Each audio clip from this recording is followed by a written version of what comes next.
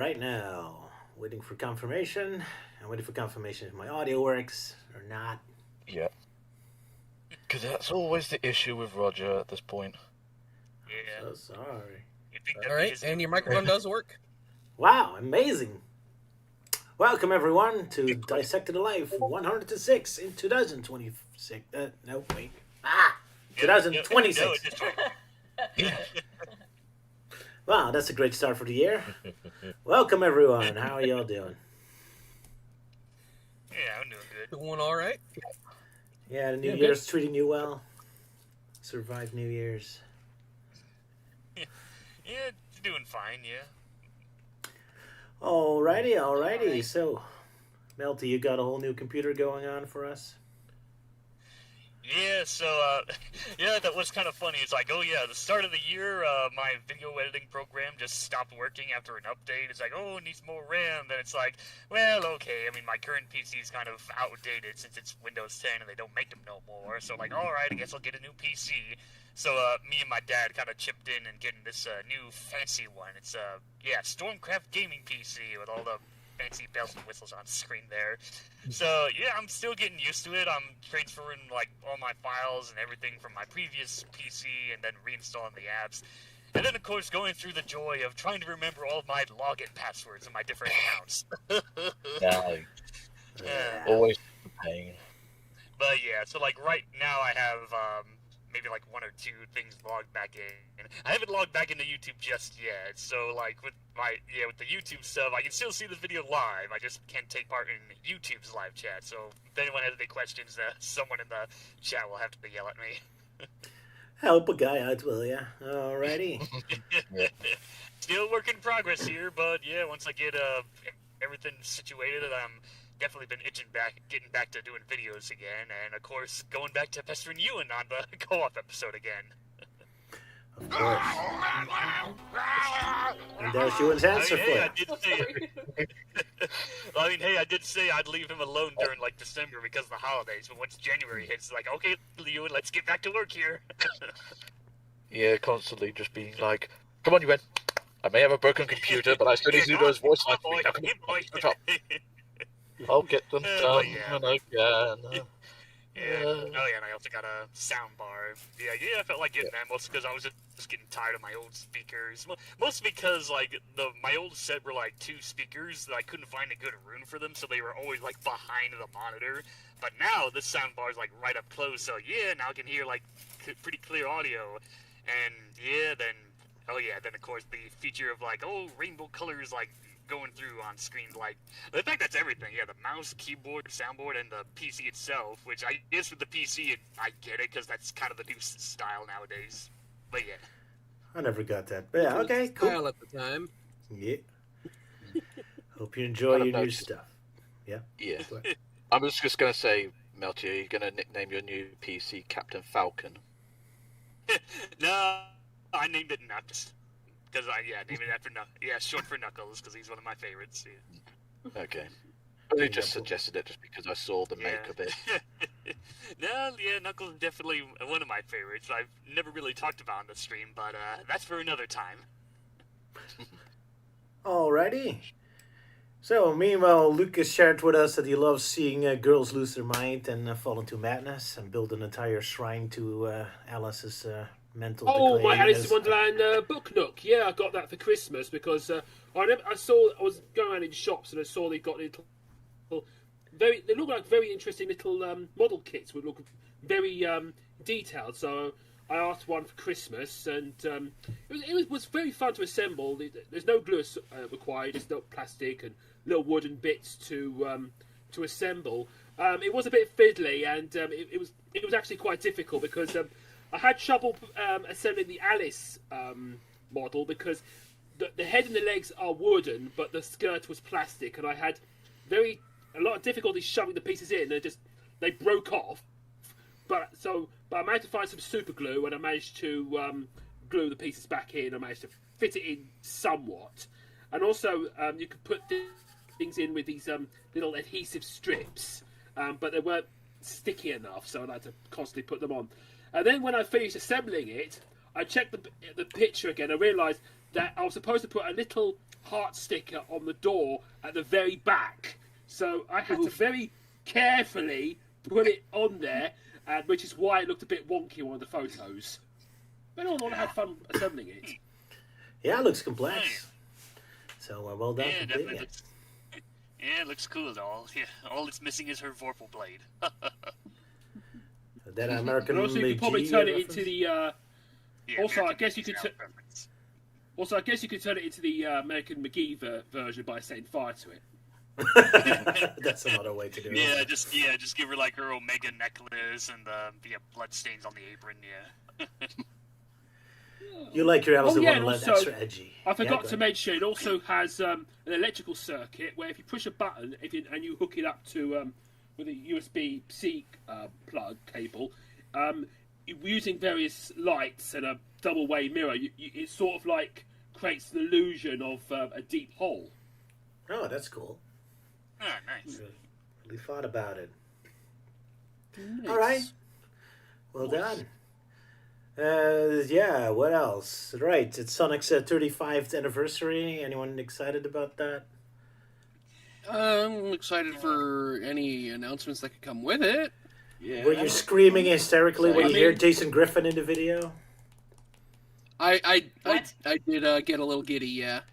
They, for some reason, Oh, put yeah. Sonic X a lot in the clip, including a voice clip of Jason Griffin. Yeah. Oh yeah, yeah. Oh my Because gosh. last Just year they used briefly. because last year they used a split second of Sonic X for the 30th anniversary video, and now this year they're doing 2 split second clips.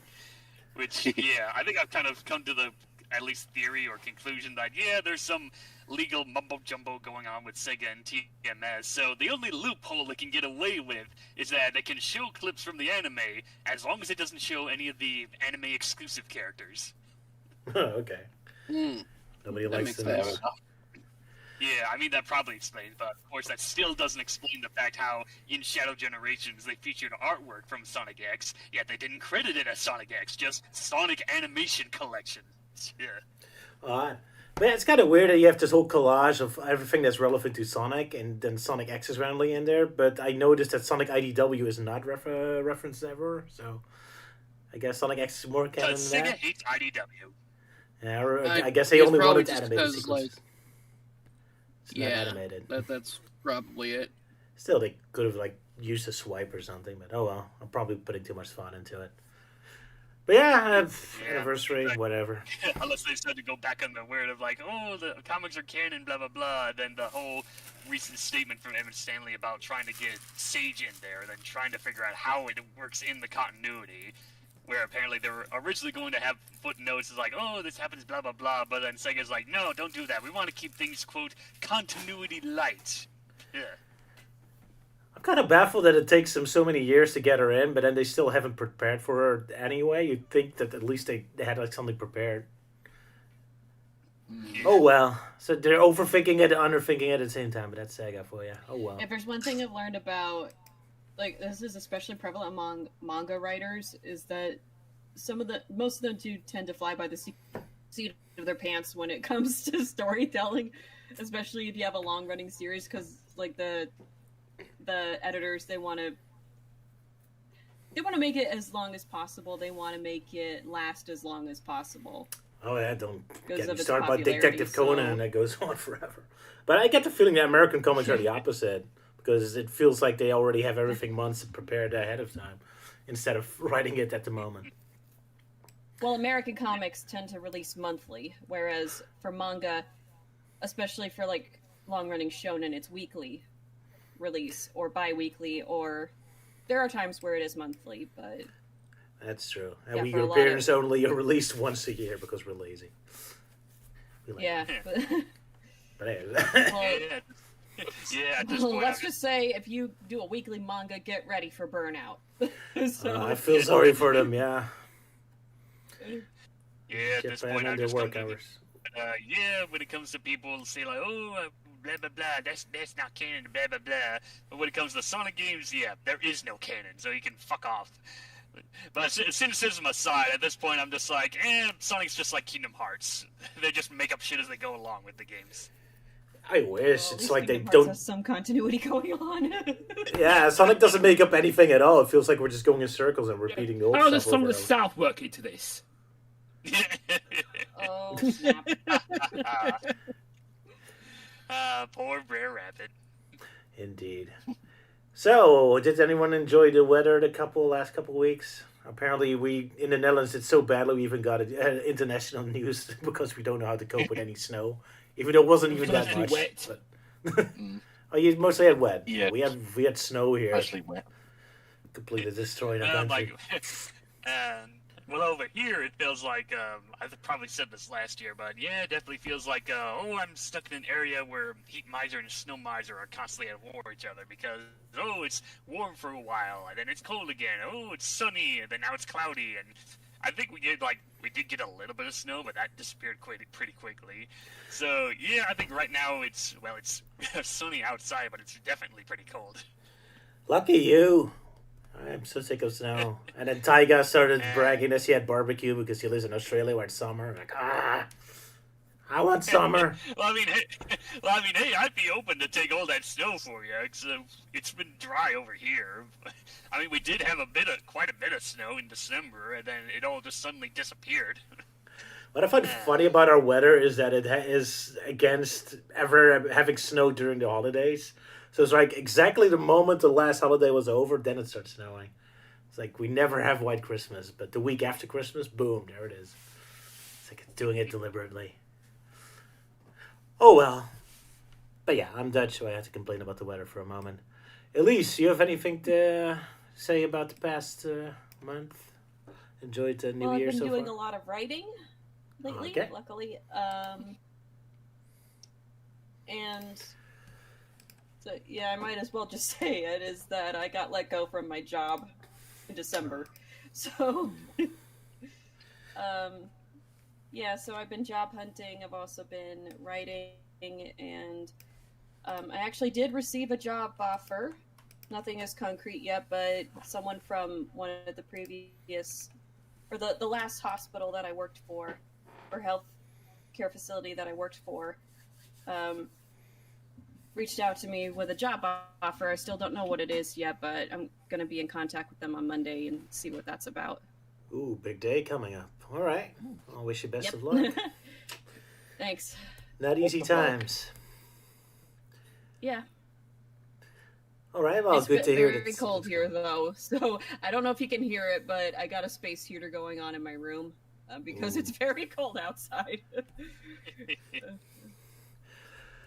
All right, now I can't hear it, fortunately, but yeah, make sure you're comfy Yep. in these cold days. You have anything to say about the past month? Just more of a relief that the holiday season is now over, so everything's started to calm down again. Not a big fan of Christmas? Family? Yeah, much like you. Much like you. You're not a fan of Christmas. With all the presents and parcels you have to deliver to multiple houses. Oh, I like Christmas itself, but all the build-up toward it is a nightmare, yes. Yeah. But the day itself, I'm usually having a good Finishing off all the snacks. I'm not getting any thinner here, no. Anyway, yeah, I gotta mention Sonic Paradox finally had their new Casino Calamity out. It's been in development for 13 years. So good It's for them. been 4 years. Yeah, it took them quite a while. So congrats for Yeah, them. I mean, Yeah, geez, yeah, like after watching that video, I noticed Rec D's comment. And it's like, oh, I was 17 when I wrote this. Now I'm 30. It's like, good lord.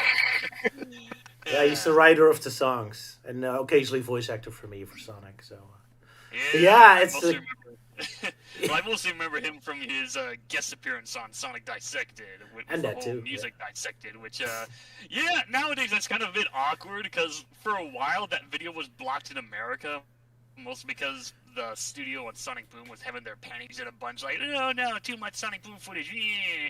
So then, like, okay, I offered, like, make a YouTube-friendly version, and then I added my thoughts of it. And then apparently now the original version's no longer blocked, so,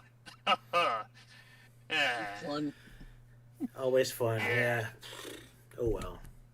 yeah, damn YouTube and their stinginess to Sonic Boom. Then again, I shouldn't be too complaining much because Sonic Boom fucking sucks. Poor Sonic Boom.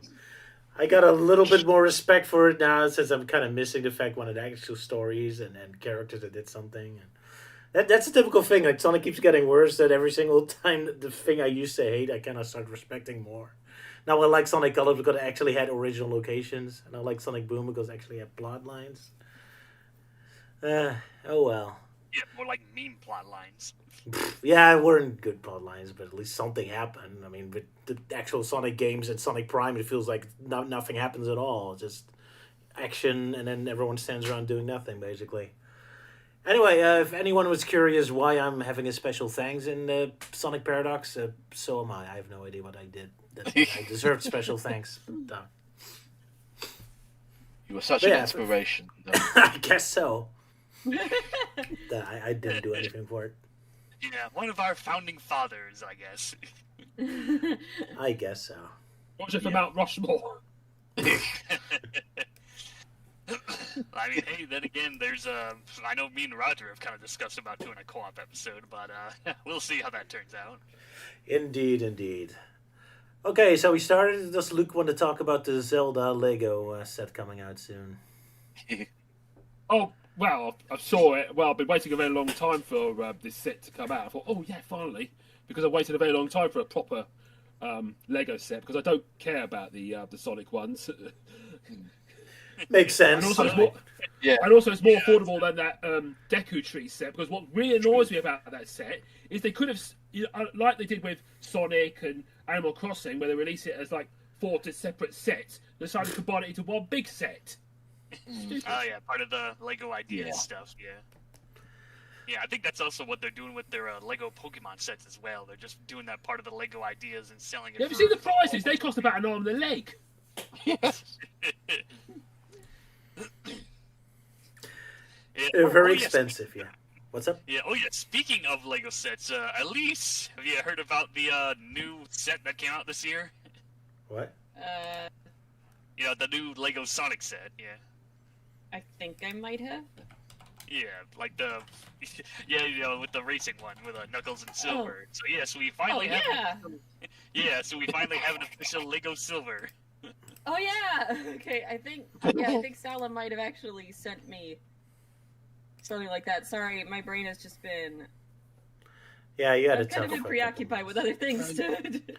Wasn't me. I think it was definitely Melty. Okay. Yeah, it probably was. Yeah. Yeah, Well, Roger that pulled it looks up on neat. the stream. Yeah. Yeah. So there you go. Silver's officially canon to the Legoverse. Yay. Yay! Yay! By the time my boy's been getting some recognition. It would have been cool to see him in Lego Dimensions because he would have just like built things really quickly. Oh yeah. Yeah, he would have like that same kind of effect like with Raven or other characters that use like magic to construct things. So he just uses powers to make them fly around. Ooh. Yeah. He'd be like a Jedi character. Alas. But yeah, we got that, and at this point, like the only character from Lego Dimensions that we haven't seen in Lego form is probably Big. Yeah. Yeah. Just leaves you wondering how they're going to do that then.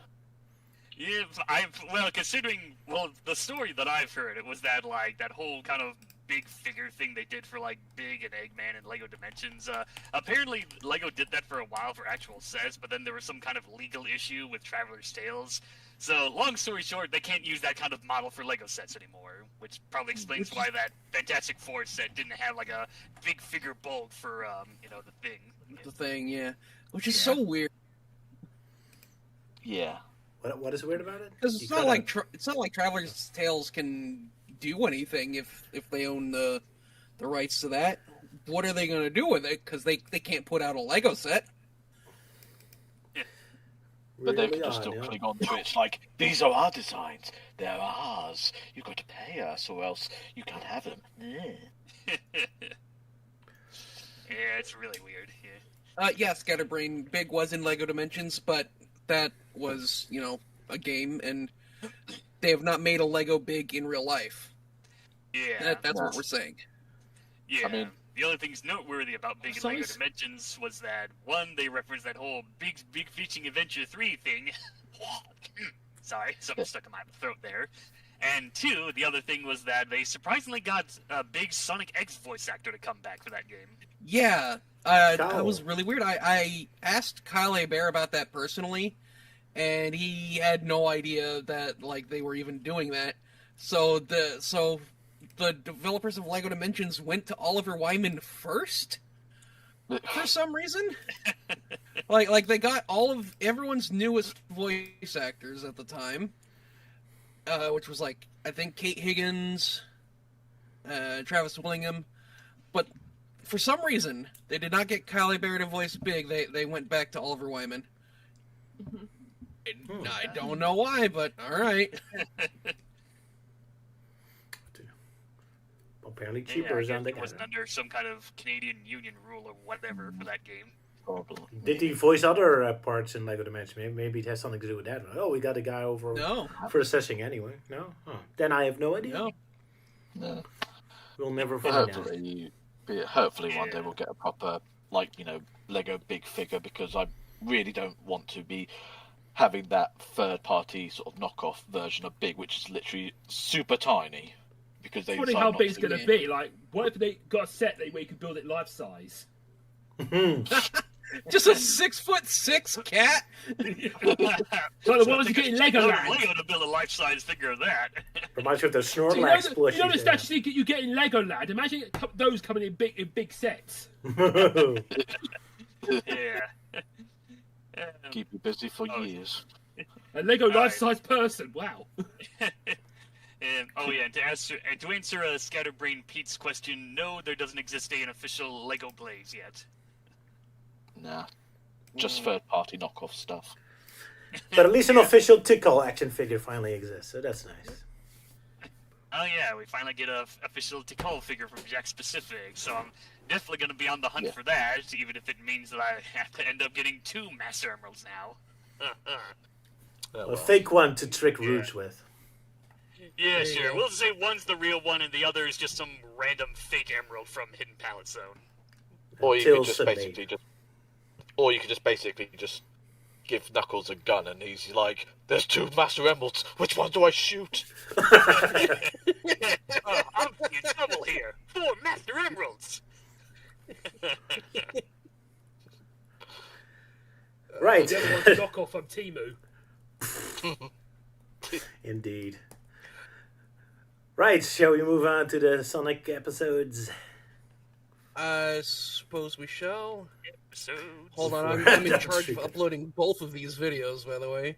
Oh, you still have to do that. All right. Yeah, Then we have more time to waste. Anyone else have something to say?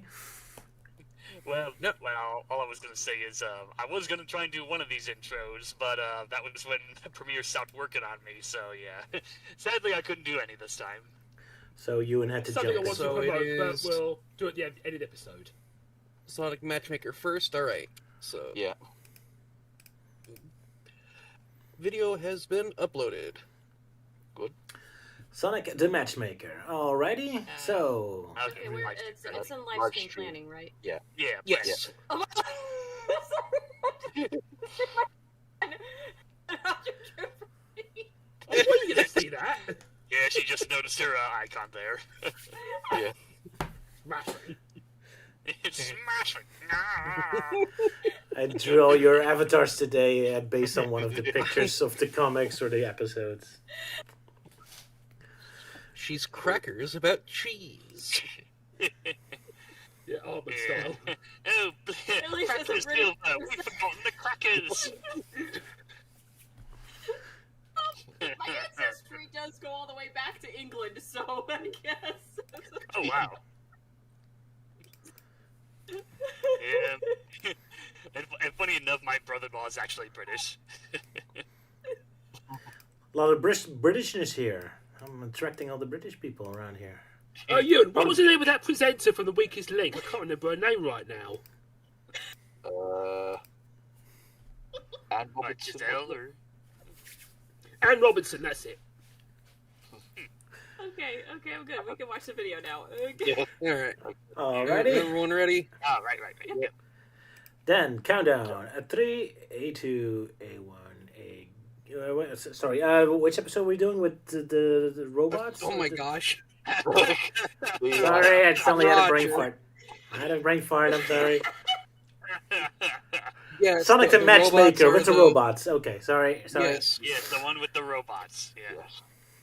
Okay, my apologies. I had a brain fart. 3, 2, 1, go. I don't know about lost love, but lost hate is about 10 feet away! Where's my fucking food? How can I really fly when I can really fall? 5 Cyber Lions unite to create one invincible hero, Voltron. I want them! Looks like somebody's...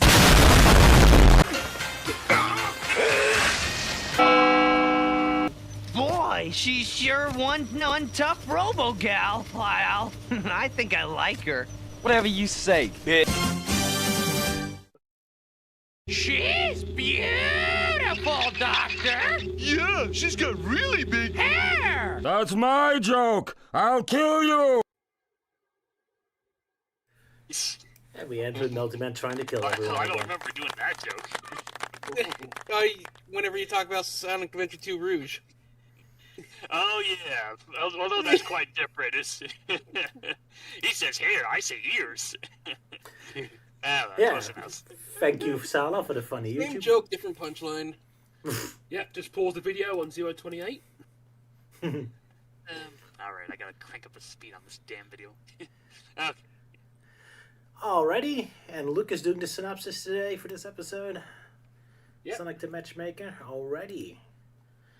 And everyone can hear me? I can hear you. I can hear you. You. Marvellous, marvellous. Okay. Marvelous. Okay. Just get a bit of water here first. Okay, here we go. Sonic the Matchmaker. We start off the episode with Scratch and Grounder setting up a trap with an exploding chili dog. Grounder says that it's getting late and they need to prepare Robotnik's dinner.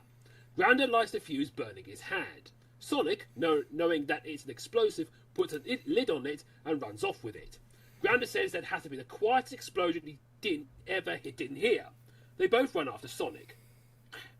At Fortress Robotnik, Robotnik is angrily waiting for his dinner. Sonic turns up as a DoorDash delivery guy and gives him the exploding chili dog, blowing his face off. Scratch and Grounder turn up too late. Robotnik yells at the robot to make him happy and do all his chores. The robot says that it sounds like he needs a maid. Robotnik says that he wants someone to love, as in he wants a wife. But as Tinder hasn't been invented yet, he'll build himself a a wife. Scratch and Grounder says that is a bad idea, as the previous robots he built, Breezy and Robotnik Jr, have turned against him. Robotnik wants them captured. Robotnik wants them captured, look inside their heads, and see what's made them betray him, so he can apply it to his robot wife. Scratch and Grounder go out with their detection van. Robotnik Jr. is at the playground explaining to his hippo friend that he is using spray cans to give the place a new paint job. He and the hippo play on the seesaw as Scratch and Grounder capture him using a sandbag and a slingshot, launching Jr. into the van. Grounder has had trouble finding Breezy as he keeps seeing a talk show. It turns out that Breezy is now a talk show host, so the robots go off to the studio to get her. At the studio, Breezy talks to a wolf coyote character and some mice as Scratch launches a grappling hook, capturing her. Tell sees the whole thing on a TV that costs as much as the average UK heating bill and flies off to tell Sonic, only to have Sonic pull him down as they rush off together to rescue them. In the van, Breezy in her mummy cosplay and Junior introduce themselves to each other. Junior plans to rescue both of themselves but couldn't exactly get the rope off. In a snowy mountain, Sonic and Tails see the van coming down the road, so Sonic rushes off onto the van and uses the dish to create a hole. Sonic unties Breezy and Junior, and then Breezy gives Sonic a big hug. Junior says he could have done it too, but couldn't exactly do it. Sonic, Breezy and Junior climb out with Junior saying that Breezy is one tough gal and he likes her. Sonic and the two good bots climb onto the dish, which they use as a sled to get off the van and down the mountain. Junior tries to tell Breezy he has a crush on her and he can be a hero too, but he doesn't care and only has feelings for Sonic. Junior likes that she uses his catchphrase, but she only uses it to make fun of him. Breezy hits on Sonic asking if he misses her. Sonic says he wrote a poem for her saying it won't work out as she's a robot. This makes Breezy kiss Sonic. At Fortress Robotnik, Robotnik prepares to create his Frankenwife, that he names Omeletta. He throws a switch, looking evilly over his machinery, preparing to bring his creation to life. Robotnik asks Scratch and Grounder if they got Breezy and Junior so he could pick their brains. But the Dombots had to tell Robotnik that they got away. Robotnik reveals his bride, who has really big hair, created in his own image. Robotnik plans to take his wife on a honeymoon to Robotnik Cliffs, which is actually Robotnik Falls. He plans to turn it into cliffs by getting rid of all the water there, so his wife doesn't get wet and short-circuit.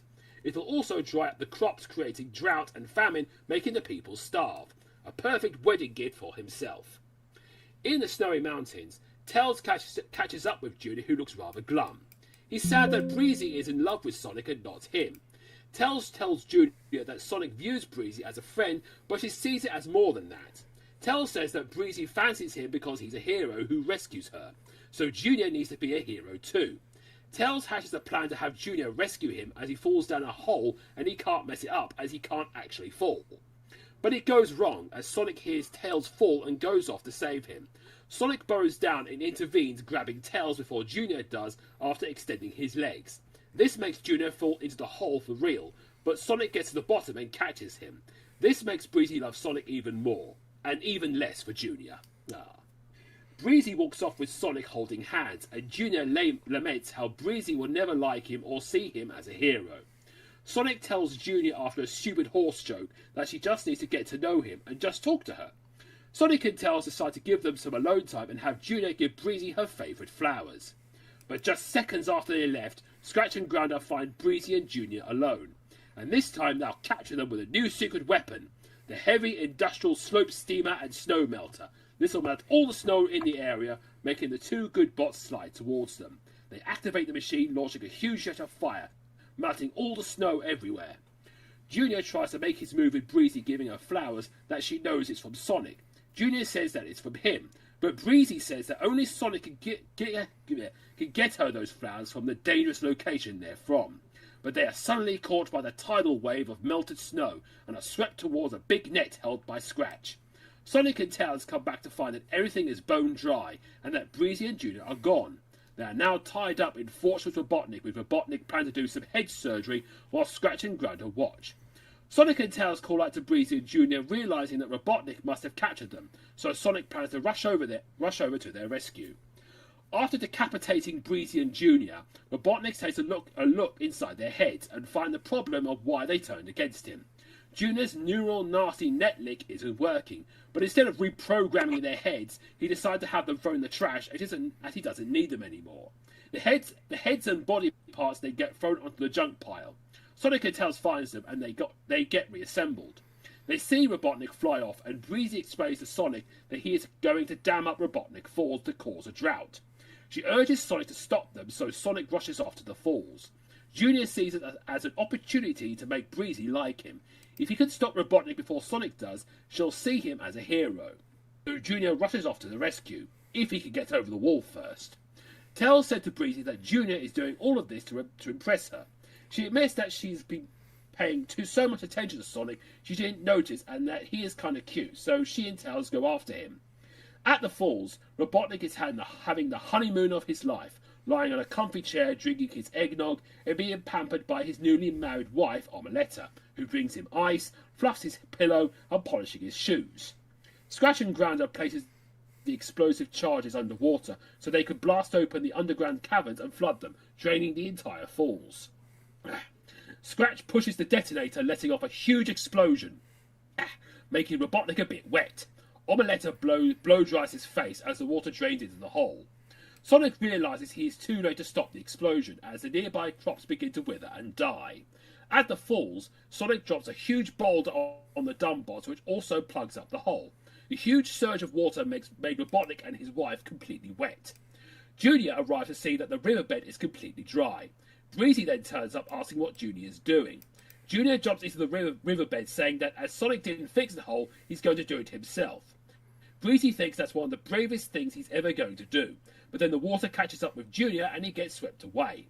Breezy doesn't see Sonic anywhere, so now it's up to her to save Junior. Her emergency equipment is still functioning, so she dives in and swims after Junior, who is heading to the falls. As they both fall, Breezy rescues Junior Inspector Gadget style using helicopter blades from her head, carrying him to safety. As Breezy rescued Junior, she now has a crush on him, as robots have to stick together. She also admits that it's not going to work out between her and Sonic. Sonic is now happy they are now together.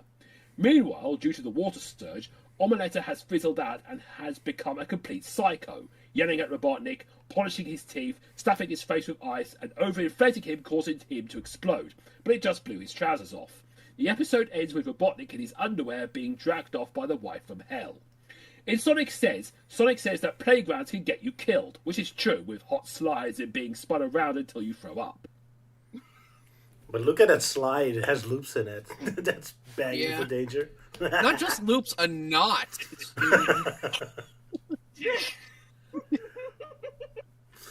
So, yeah, I agree. A little slide like that can kill you, probably. Well, that was a fun episode.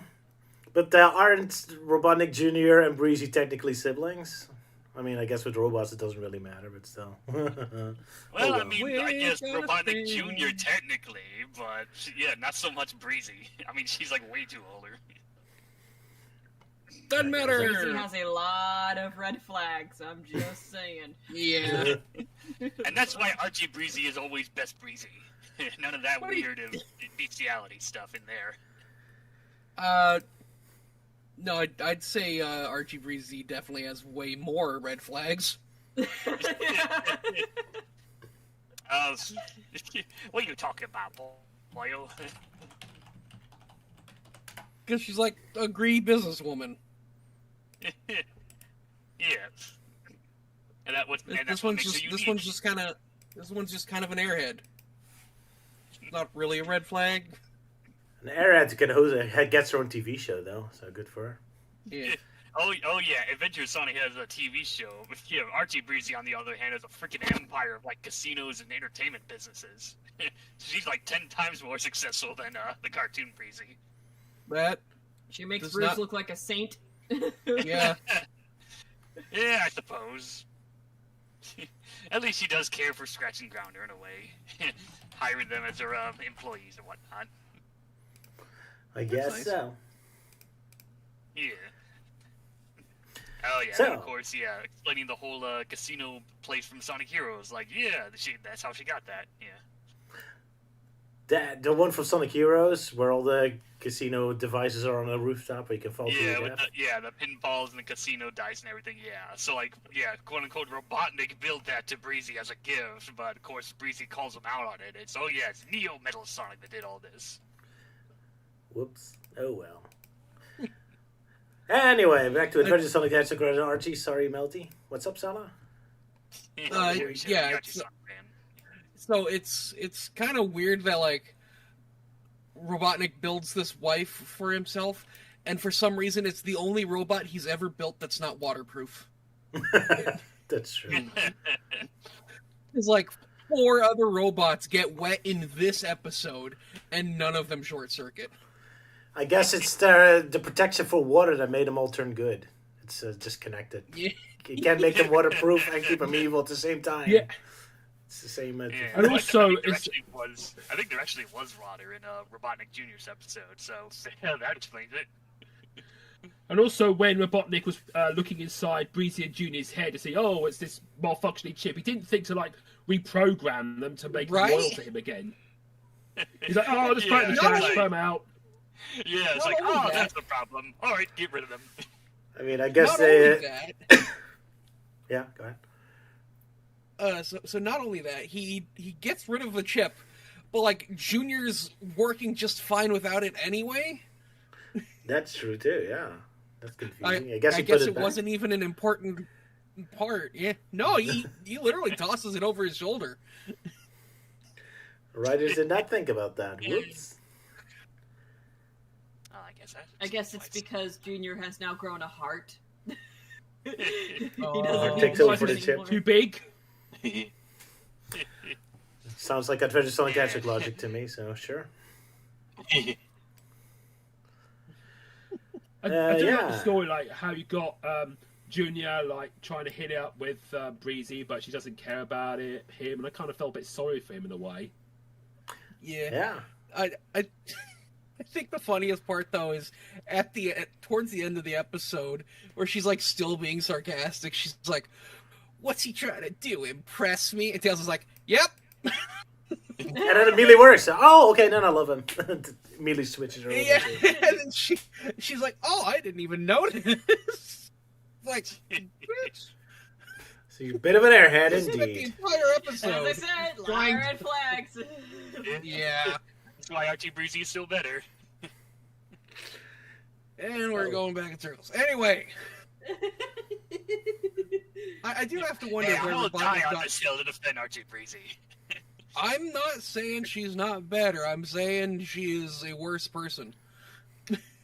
Yeah, that what makes her entertainment instead of weird bimbo generic adventure cartoon thing. So much hatred for Anyway. poor Breezy. But yeah, she is wearing a big red flag. That's her clothes, so fair enough. Yeah. So, go ahead. I do wonder where Robotnik got the footage of Breezy and Junior betraying him. That's a good Towards the question. beginning of the episode. He just has videotapes of it. Maybe Scratch and Grounder went to the Blockbuster and rented episodes of Adventures of Sonic the Hedgehog. Oh yeah, doing the same thing that We had Sonic spy X did. cameras.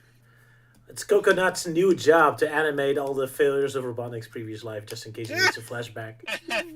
Yeah, that's how he gets all of his aggression out. It's like he just reenacts all these failures. Sure, why not?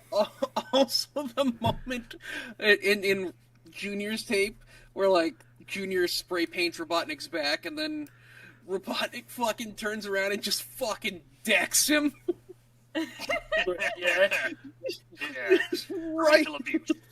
Yeah, I thought punches were forbidden in American TV shows. I guess only when they're You serious. don't even hear Junior going ow or anything. Yeah. Yeah.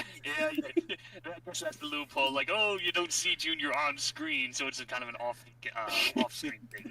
He's just So it's punching not the actually air. abuse if it's not shown. Yeah. Oh, Yeah, it's like, oh no, he didn't punch him in the face. He punched him in the hand. Yeah, that's why the spray can goes flying. he wound that punch up a mile as well. He was like, "That's it, you're getting the belt." To be fair, it is a robot, so I guess it's less abusive, I guess. I don't know. It's so it's so even for him, that's pretty shocking.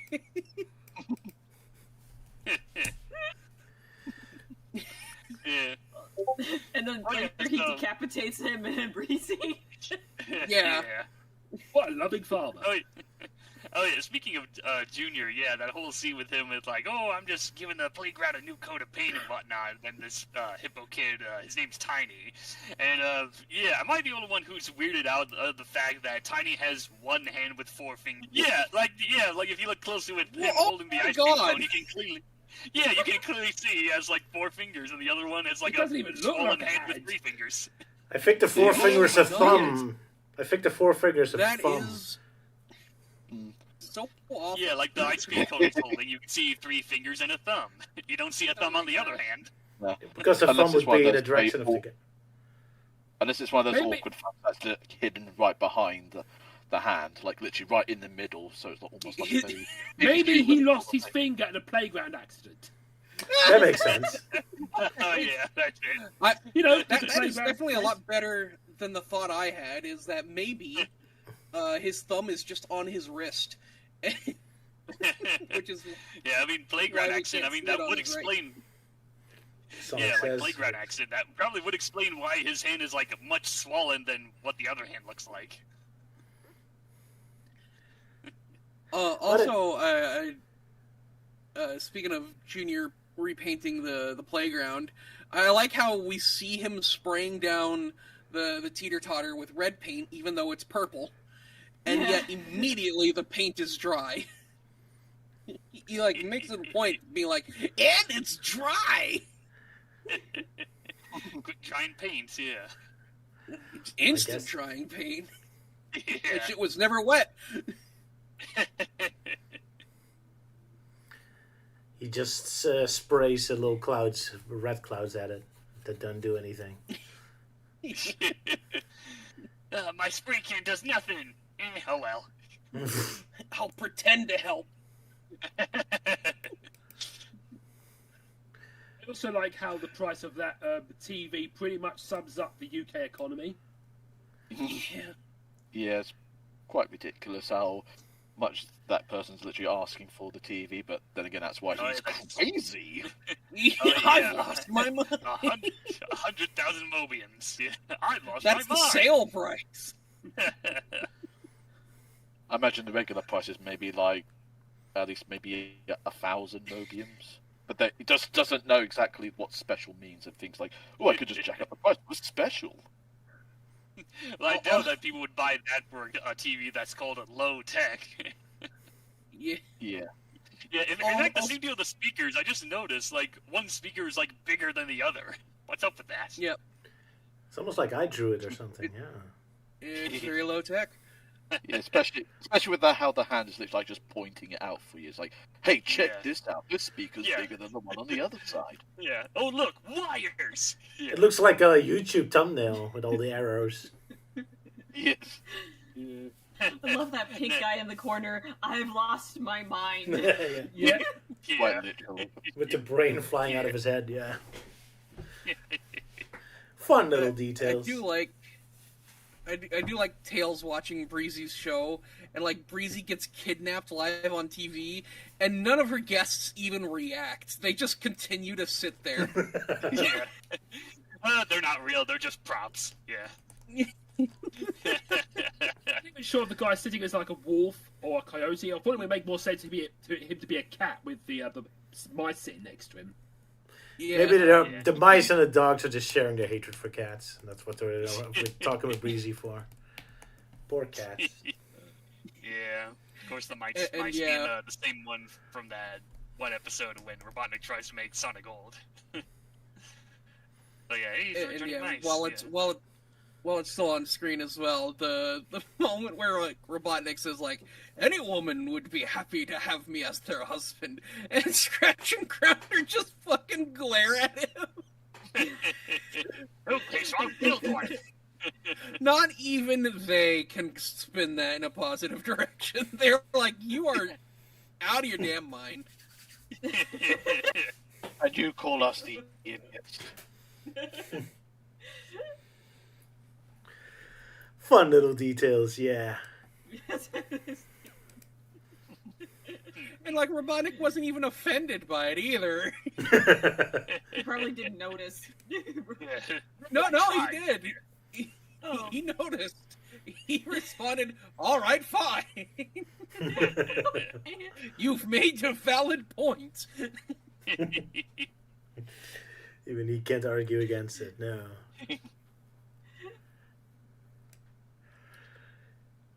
Yeah, anything else? I really like to see I find it kind of disturbing, but also hilarious that after they have taken, Breezy and Junior's heads and put them on the table, they're like, yeah, this is happening. They don't have much of a reaction to it. Nope. And they both start making head jokes. Yeah. Yeah. Now it's time for some head. Oh, shut up. It was. At least it's not abuse, bun, ladies and gentlemen. Yeah, I did like. Yeah, when Scratch was holding her head, I didn't like his expression there. Sorry. Yeah. It was a little weird to see Breezy like deconstructed in like the junk pile, because like I know she's a robot, but she doesn't look like a robot at all, and so it's weird to see her in pieces and still functioning. Yep. Yeah. pretty dark moment. Oh yeah, when Sonic was sitting with Breezy, has anyone noticed how massive his head got? Yeah. Oh yeah, it's the classic. Hey Tails, I became a bobblehead. Yeah. And Breezy looks very concerned about it too. She's like, Sonic. The animator screwed up again. Yeah, I felt the proportions did look a bit off in some shots in this episode. Just a little. Yeah. Oh yeah, then speaking of Sonic and Breezy, yeah, how about that, yeah.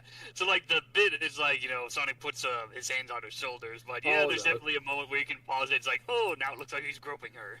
That's no good. Yeah, who knew that Adventures of Sonic and Sonic OVA have something in common? Yeah, I never thought you stooped that low. Except that one was Get Tails. off! Yeah. Yeah. Oh my god. Of course, that was intentional. It's like Adventures of Sonic, that's just part of that, like, mid-motion thing. Yeah. No good. This is not a mule. You dirty old man! There you go.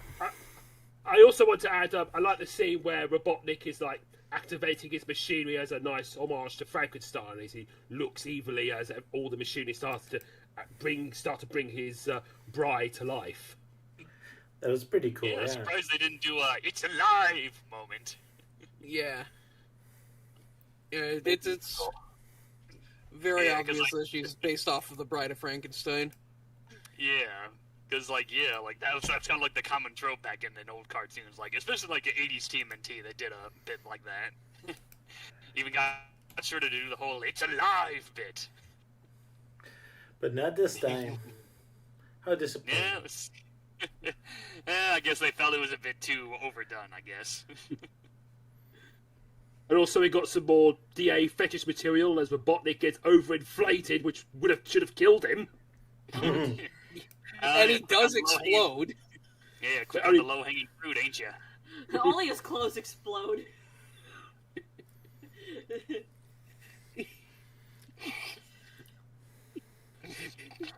It's kind of funny just seeing his eyes literally just bulge out like that. Yeah. Just staring at her, it's like, what are you doing? I didn't program you with this fetish. Oh no! Oh man, I knew going into this episode, I'm like, I'm in for some jokes, aren't I? From Luke.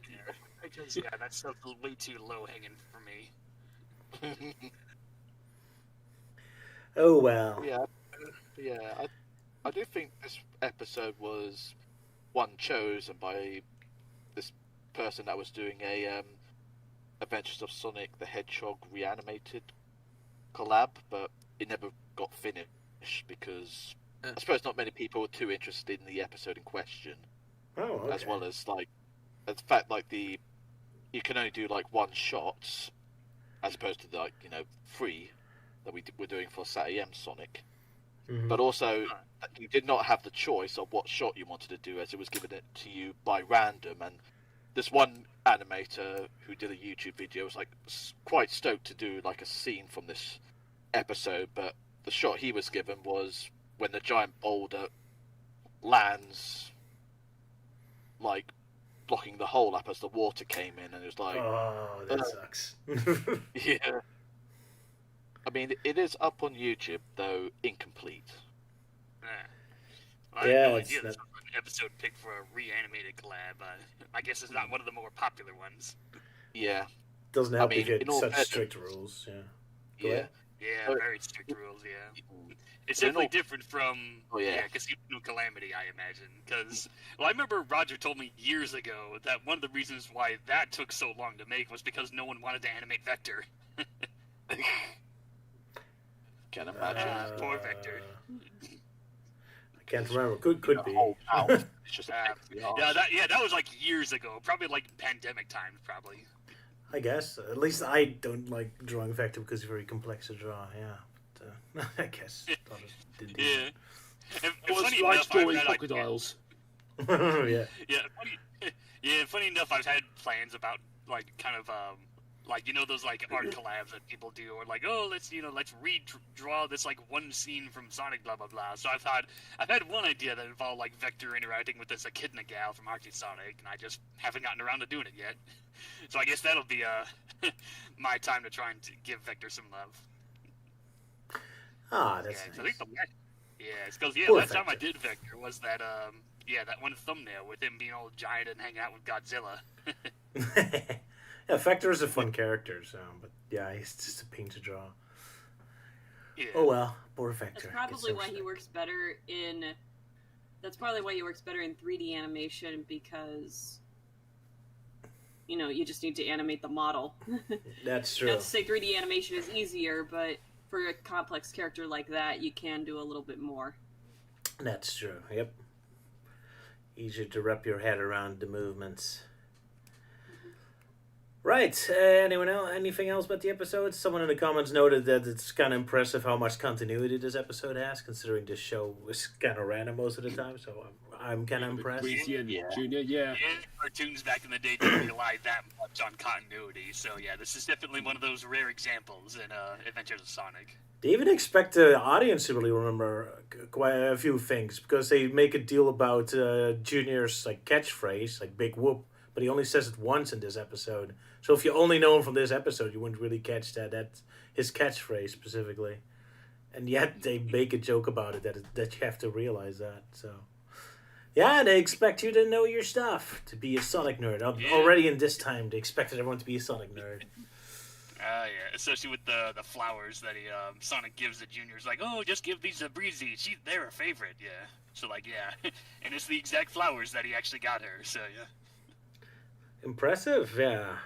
Don't expect a show like this to have continuity. Just But leave yeah, wondering who was the same person. Yeah, I probably Robert asking.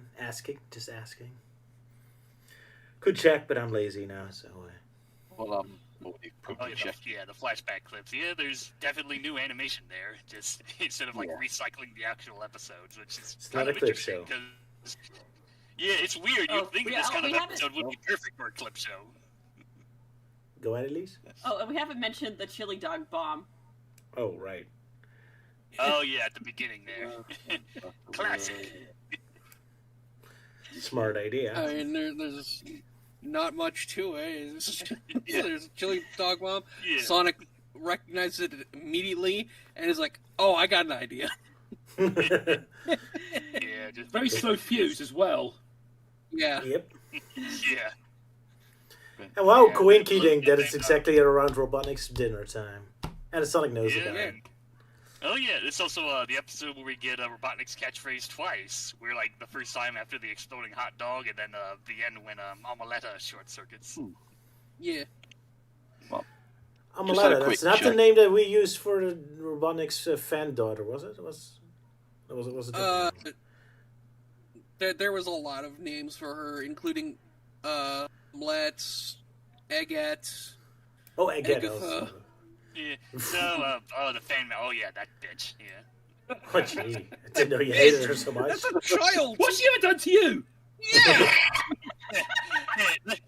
Exactly. Hey, let's just say it just really fueled my cynicism back then, especially with the Sonic Mania craze, where it was like, oh, if people make a fan-made character based on the classic Sonic era thing, then people worship it like it's the second coming of Jesus Christ. But if it's based more on the modern Sonic stuff, then people see it as an unholy demon. So yeah. That's pretty much why I have a bit of a grudge against the fan-made character and whatnot. Like, Yeah, especially the whole deal, like, oh, upside-down Eggman. It's like, sure, let's do that with any fucking character. Let's put Sonic's head upside down. There, totally original character now. But yeah, that was just more my bitterness. I do remember the hype being a bit overboard when Sonic Mania first came out. Yeah. That was pretty much that was also another reason that Mania was just overhyped to death. Yeah.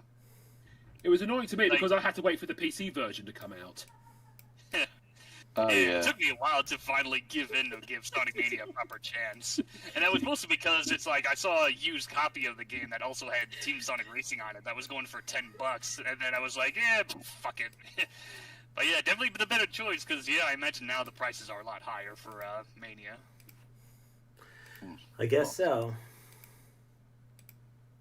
But yeah, Maybe. all that hype for a game that relies on 90% of recycling past levels. Very little originality. Yeah. Really goes to show you what kind of mindset the Sonic fanbase has. Fuck originality. Bring back the constant Green Hill Zone over and over again. Well, last I heard, it was because they had to throw in the old levels by order of Sega themselves because they were too paranoid it would be too different and make people assume it was a fan project. Even though technically Yeah, it kind of was. Yeah, just further proves my point about the whole, Sonic hates Sega hates originality and stuff. Yeah. Well, we'll see. At least the Crossroads had a bunch of new locations, so that was nice. Melting Man yells at Cloud. If I could throw my 2 cents in, I don't think there's anything inherently wrong with having a trusted formula. It's just when it becomes stale. Like, for Zelda games, for example, they do have a trusted formula.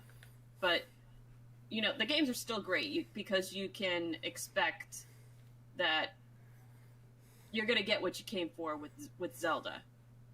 So, it's just I think the problem with Sonic, though, is that it doesn't really stick to one formula. It's always bouncing from one to another, trying to see what sticks.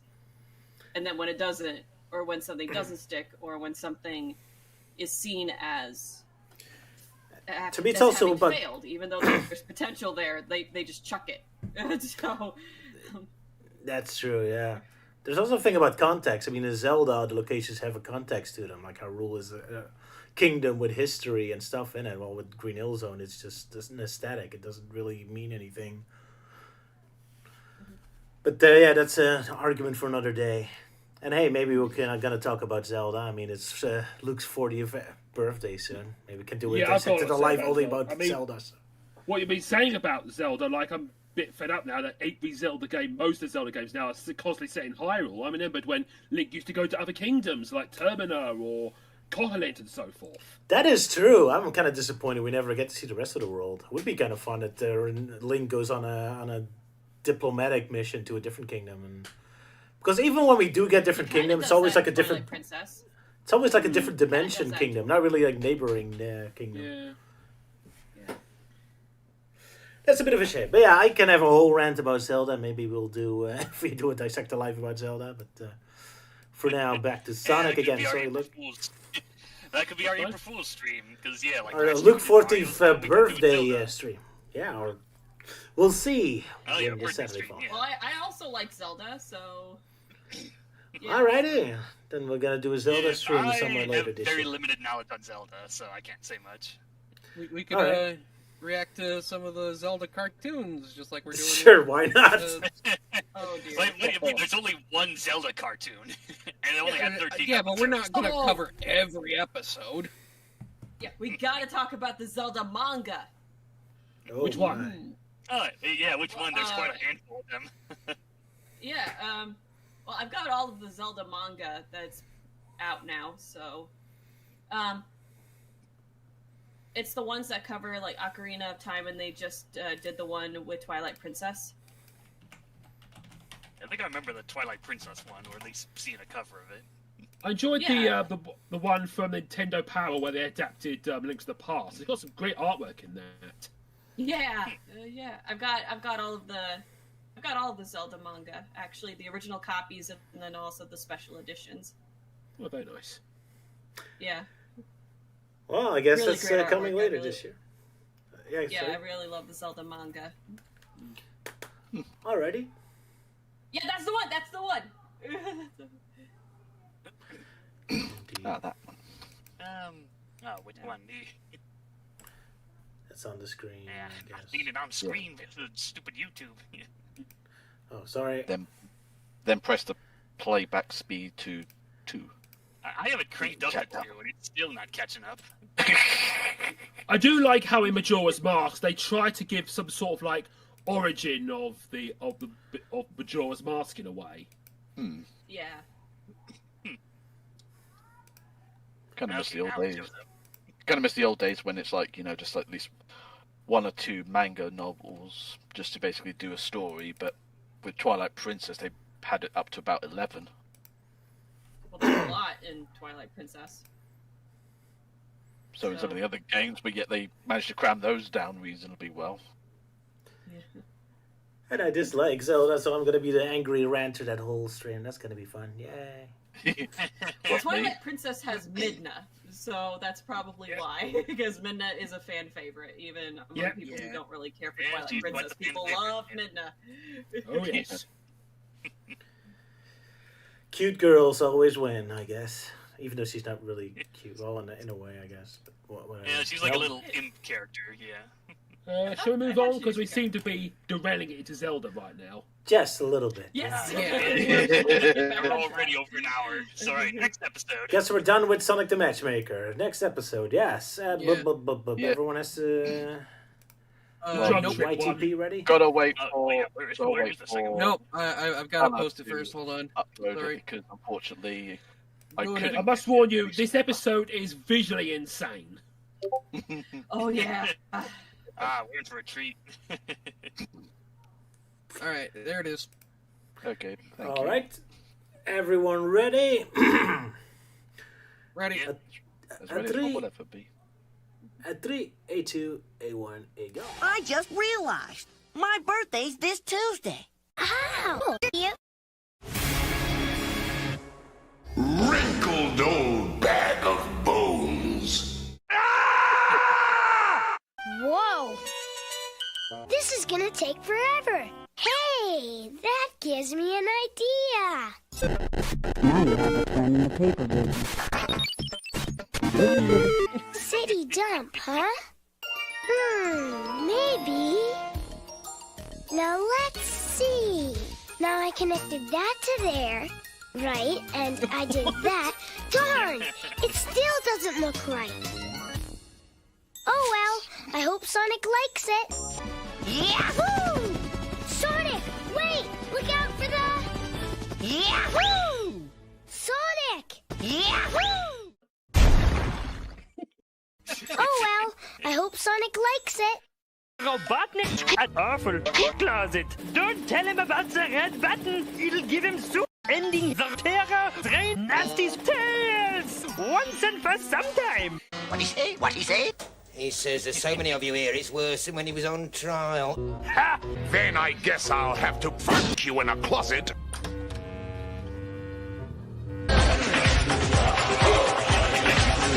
Time to get this pipe a smoking.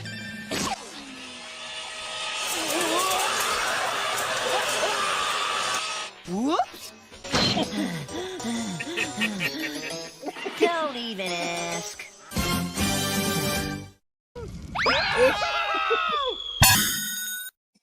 Meanwhile...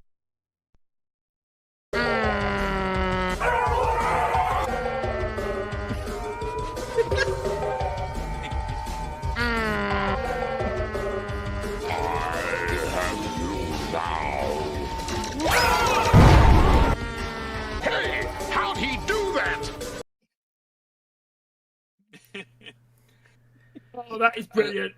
Well done. I love the use of Geraldine as the TIE fighter sound. Yeah. Good to know Well, you we definitely recognise broke that. a new record with these intros. Yeah. Not my original vision, but if it was, then the YTP would have gone on for much longer than that. Who was the lion guy from? That's also something out of Narnia. Oh, that was Rat from the Box of Delights. Oh, okay. That was an epic one, yeah. 2 minutes long. Well done, Sir Euan.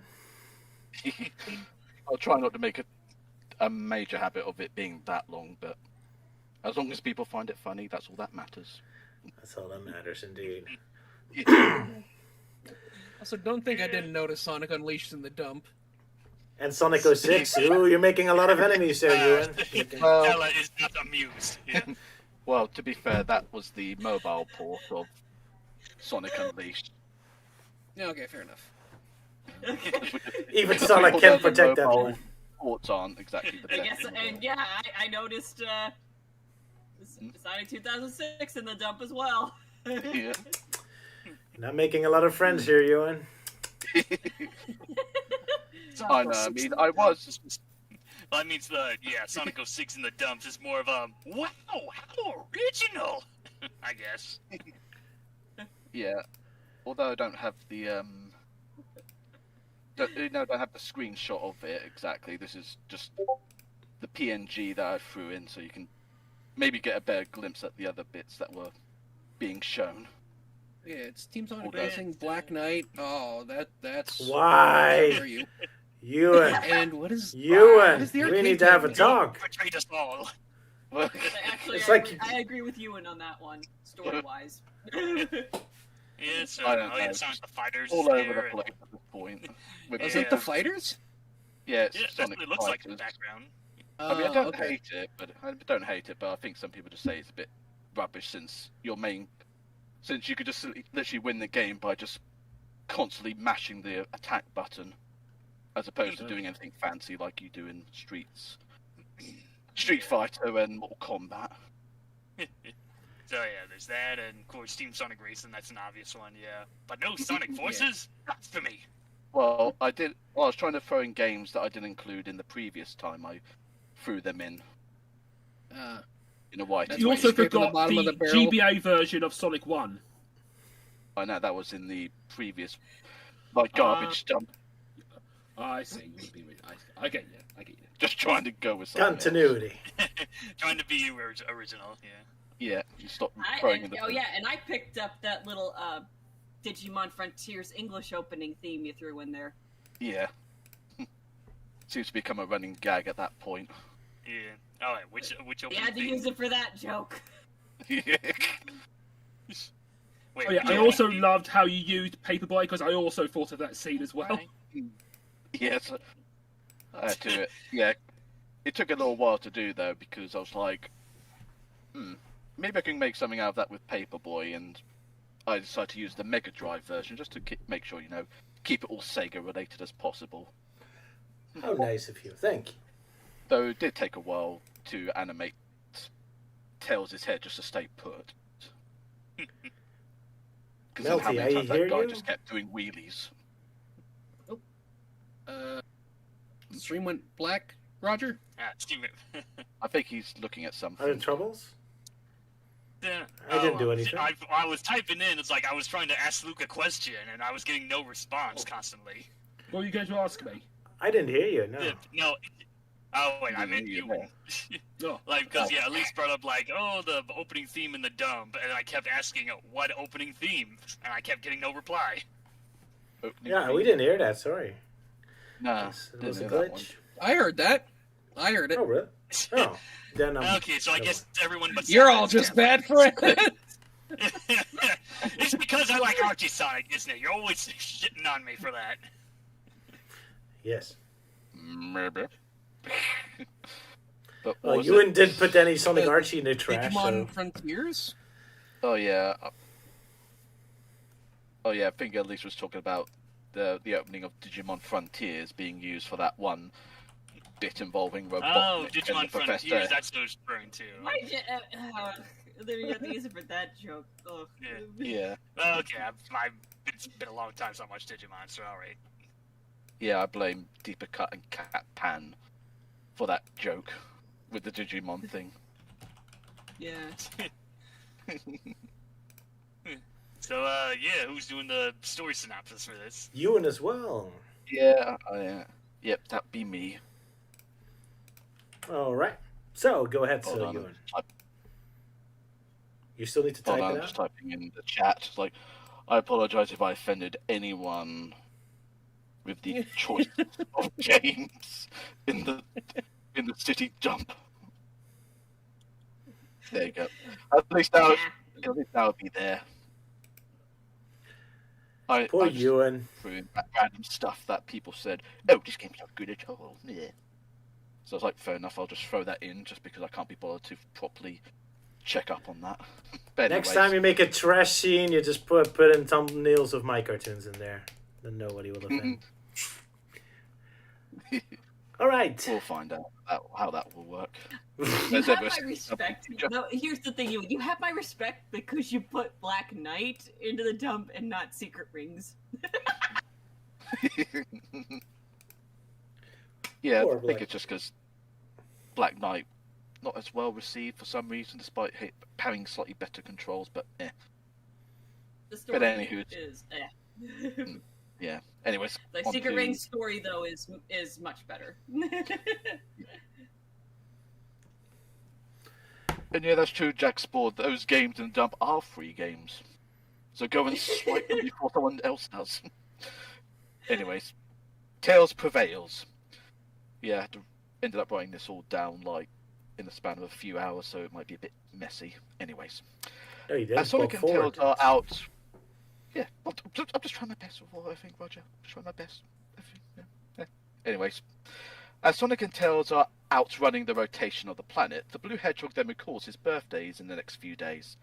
They make their way to Sky City as they throw the best parties. However, Tails gets concerned as he realizes he needs to get Sonic a present. Over at Sky City, Tails decides to take some jobs to earn some money so he can buy Sonic a present.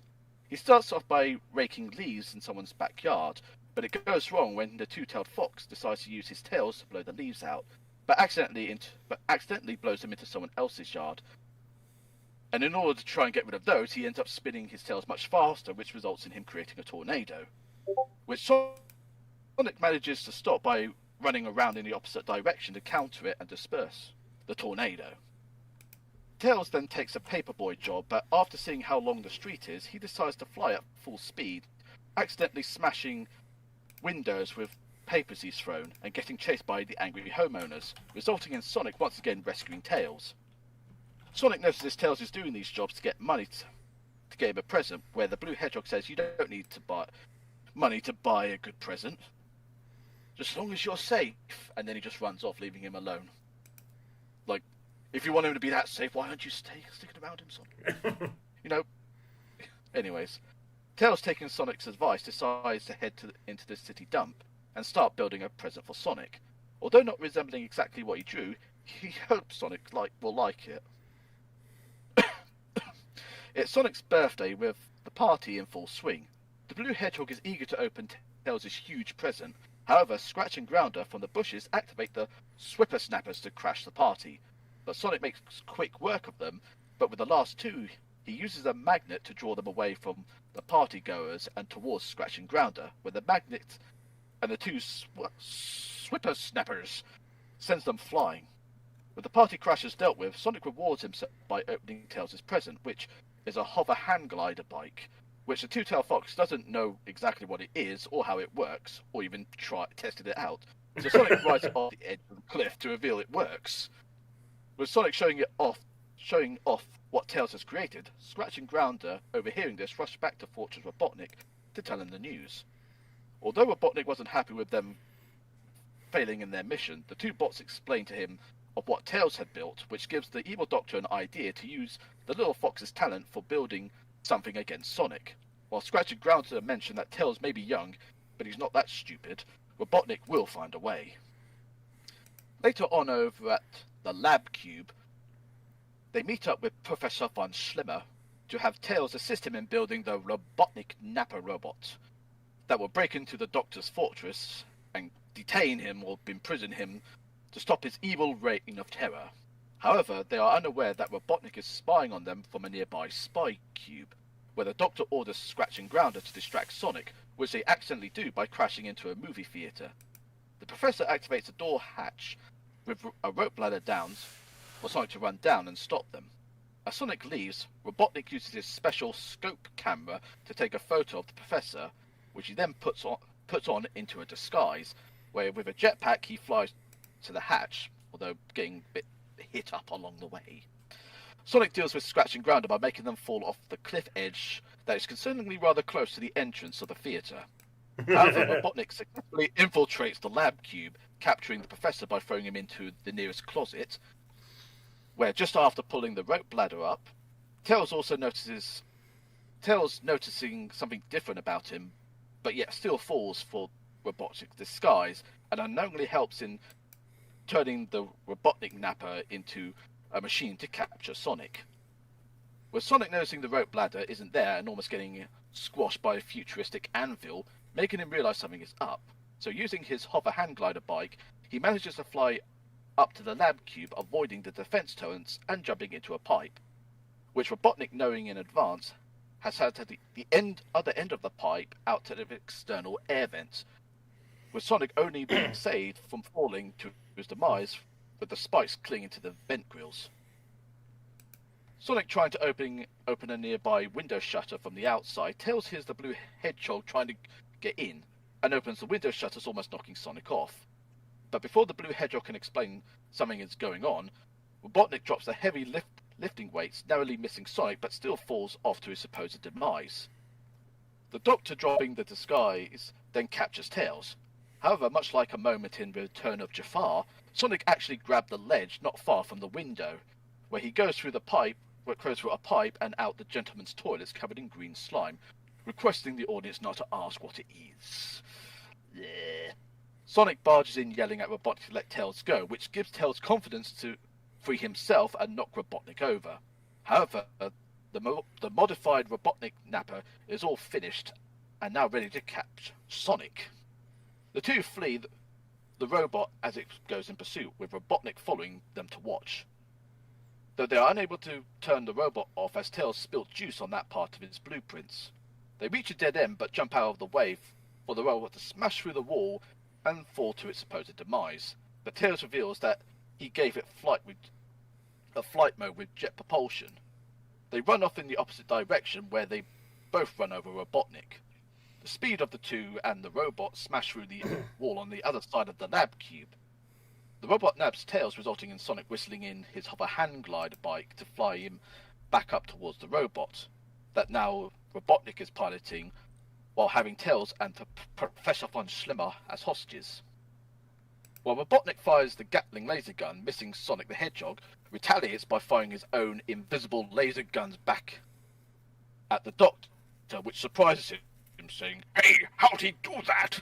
So he retaliates back with firing a missile while quoting a Star Wars quote. But Sonic grabs the missile and flings it back towards the Doctor, even though, despite the fact he could potentially kill Tails and the Professor. But fortunately for the story and such, Scratch and Grounder, using inflated balloons, float upwards to the Doctor, only to get in the way of the missile, which blows them up and crash land on the annoyed Doctor.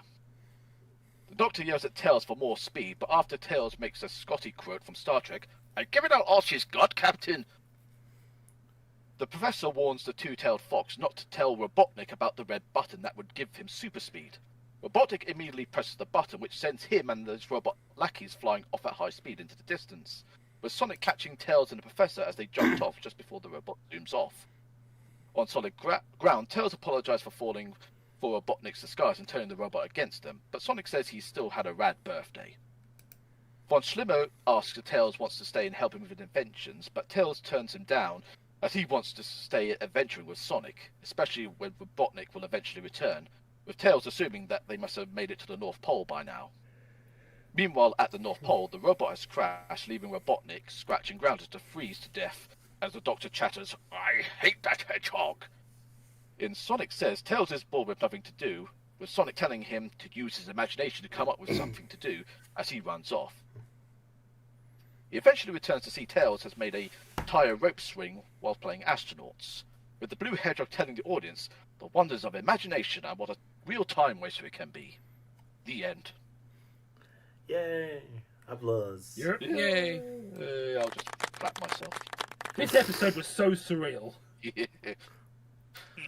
Man, but all the movie quotes, I'm kind of disappointed they didn't make a Spaceballs reference when Robotnik flew off because he went too fast. Ludicrous speed. I don't think Spaceballs was released back then. No, yeah, I was gonna say, was Spaceballs even Spaceballs released back then? 1986, I think. Yeah. Still in the 80s, though. Yeah, 1986. Speaking So, of which, I found out that Spaceballs 2 is wrapped filming. Oh, that's Oh, nice. all right. It's, nice. It won't be too long. Yeah, it won't be too long until we get Spaceballs 2, The Search for More Money. I Exactly. guess so. That is going to be Spaceballs 2. Hope it's better than that cartoon show. That one sucked. Yeah, definitely. Oh yeah, I haven't seen it, but from what I've heard, it's just more like, every episode they're just parroting off of whatever was popular in the 2000s. Yeah. Kinda, yeah, it's like Epic Movie. Yeah. But yeah, I was going to include the ludicrous speed in the YTP, but it was a bit too demanding to draw green screen all around everything as the robot zooms off. So I had to. You know what this episode reminds me of? You know Treasure Planet, right? Well, Yeah. apparently there's a foreign version of Treasure Planet that's really weird looking, with like wacky flying machines and such. Oh, the other Treasure Planet one, yeah. Yeah. Yeah, not the Disney one. Yeah, I think it's like the Russian or I never Polish heard of version or that. something. Oh, you can I find it think of online. Russian Treasure Planet. I think of the meme with the Doctor walking, but it's just regular Treasure Oh, yeah, Planet. their version of Dr. Lucy. Yeah. Yeah, the guy who's always cheerful and then chuckling, yeah. I still love Roger's rendition of that meme, by the way, with us in it. Yeah. Yeah, like, we're walking and then we all die. Yeah. Captain Theory's the last one standing, and he gets run over by a car. Good stuff, yeah. Yeah, I don't and have then it he runs anymore, off to the but- side and gets abducted by aliens. Yeah. Yeah, then I think I got, like, picked up by a trash collector or something. Yep. I believe so, yeah. Luke falls down an open manhole. Luke trips. Roger falls down an open manhole. Yeah. It's, Right, how about the fact that this episode is definitely one of the rare instances of seeing inventor tales. Yeah. I like how they make him more of a genius in there. Yeah, he builds a flying machine, which I guess that would be the show's version of the tornado. I guess so, yeah. Close enough, good one. And that's some pretty intense Yeah. dynamic action scenes as well. Even like a whole Star Wars rip-off with the whole 3D trench run and all everything. Yeah, also- the trench run. It's pretty awesome. I also found the setting very surreal with like loads of floating cubes in. Yeah, it looks pretty cool. I felt like I've seen that sort of thing before in like a video game or something. Well, hey, maybe this was predating Sonic Lost World. Well, it's kind of Sonic Heroes-ish, but not with the cubes. Huh. I mean, one I of the don't know. cubes floating in the No, sky Sonic makes Heroes me always think. stays on the ground.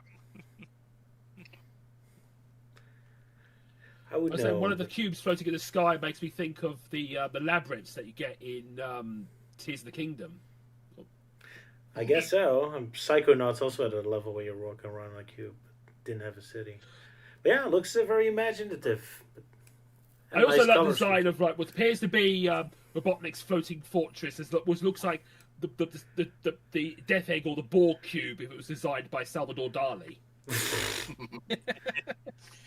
And at this point, I'm just surprised that Roger's actually like praising the design of the Sky Village. It's like, oh yeah, coming from the guy who's always bitching about floating shapes in the sky in Sonic games. That's true, but this one is like a little bit more, at least has some semblance of context to it. It isn't just shapes. There's like an actual city with some, well, okay, logic is maybe too much, but it looks like an actual location you can live in instead of just nothing. Also, did you notice that's... Yeah, go ahead. Sorry, Yeah, I was gonna Elise? say, it kind of reminds me of Impact, especially for when you go into some of the dungeon areas or the fortress areas. They have like floating platforms and like cubes and stuff. So yeah, You cut out a little bit. It reminds you of what? Genshin Impact.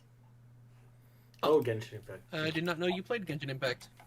Yep, I'm playing Genshin Impact. So, I'm Yeah, more but it into reminds Zenless me- Zone Zero myself. Huh? I said I'm more into Zenless Zone Zero myself, but sorry.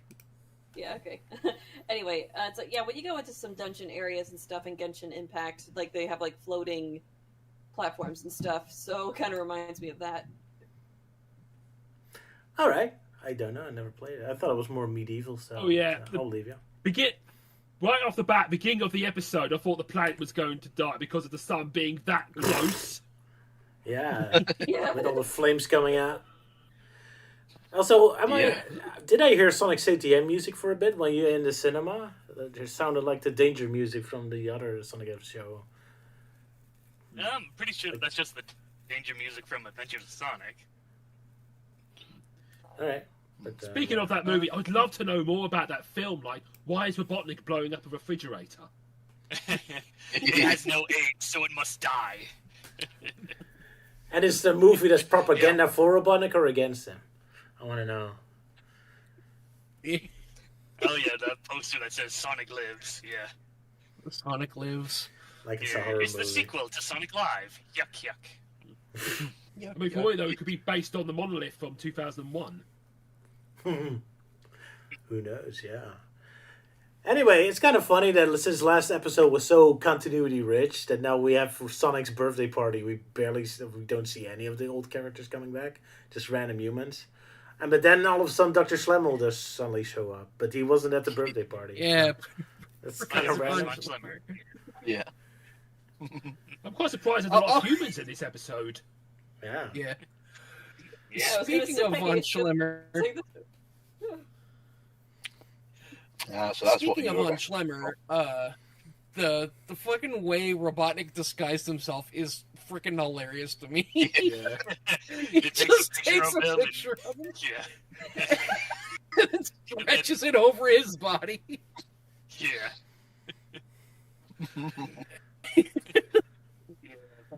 This episode just it definitely reminds me of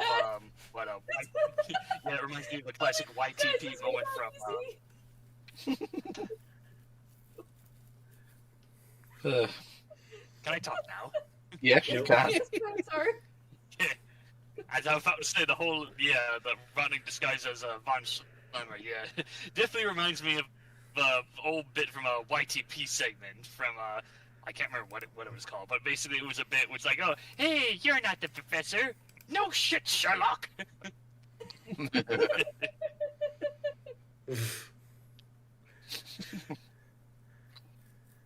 I do have to say, I am kind of impressed that Robotnik even adopted a German accent during his disguise.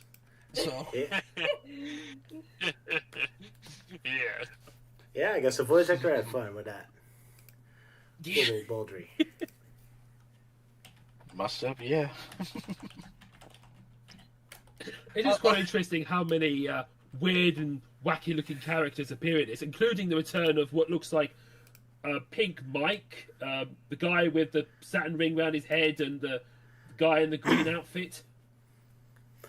Yeah, a whole bunch of wacky characters.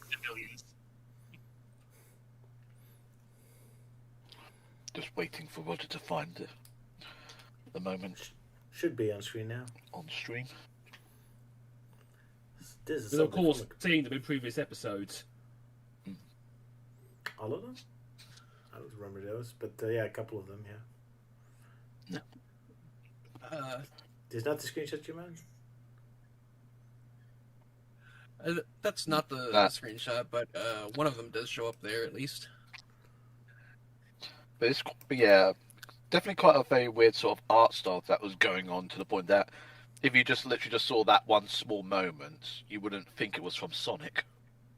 No. Yeah, it looks like something from a completely different 90s cartoon. It has Doug vibes to it. There they are. Another gun, another back, another gun, another back. Oh, Search something else saying. is that when Tails was... Sorry. Hey, go ahead. What's up with Tails? Yeah.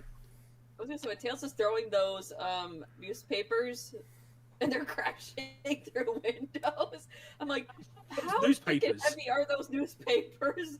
Well, I mean, the AVGN did kind of show off that the newspaper can break the window if it hit enough times. Yeah. Yeah, and in his Paperboy review, he wondered if it was even possible, so he got an old window and some newspapers and started throwing them, and it did eventually break. Oh my gosh! Yeah. So yeah, it's possible. But only when the A window already carjacker had some tried to damage. break. Now I'm imagining a carjacker trying to break into a car by smashing open the window with a newspaper. In a video game, yeah. I mean, I play Hitman World of Assassination. You can actually use a newspaper to knock people out, throw them in their face, and it's fun. Can even knock them out with a banana. So. Coffee. Good. My newest issue of Bricks Monthly has arrived.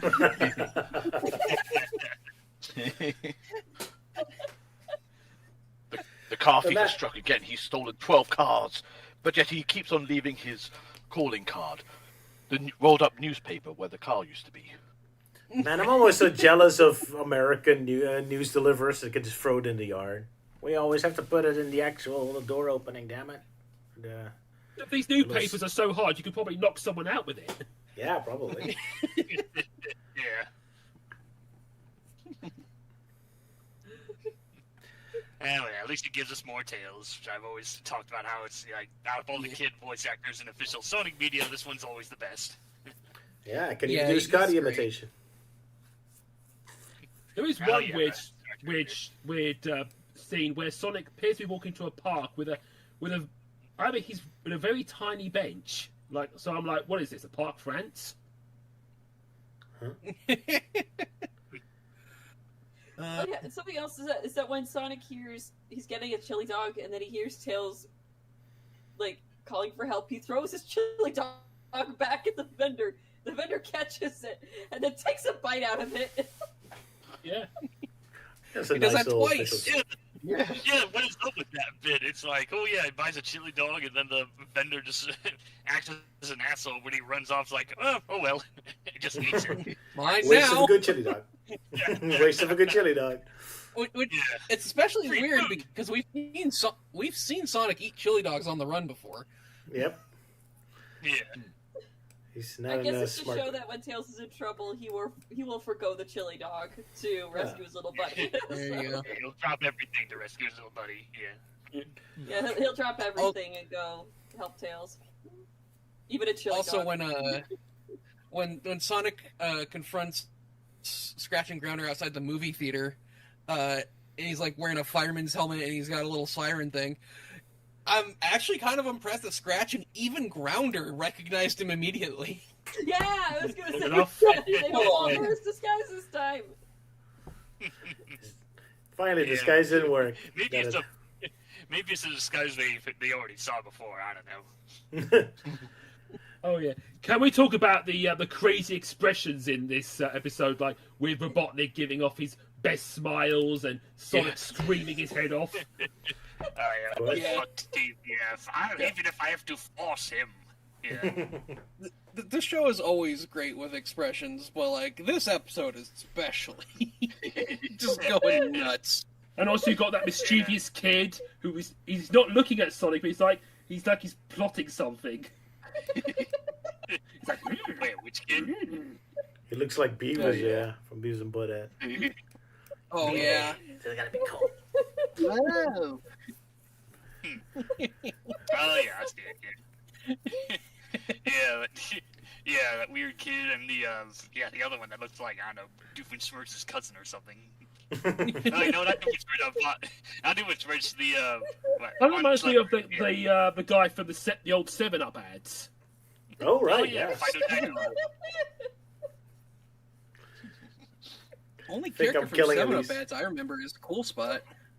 Well, before Cool Spot, there was another character called Fido Dido. Yeah. That was his name. Yeah. Yeah. And I think he even had a video game, but that ended up getting canceled. But, like, the unofficial files can still be found online.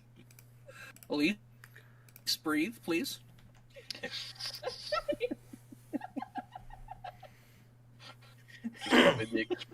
Use your pillow, Elise. Use the pillow. Fido Dino, huh? How about that? Yep, there he is.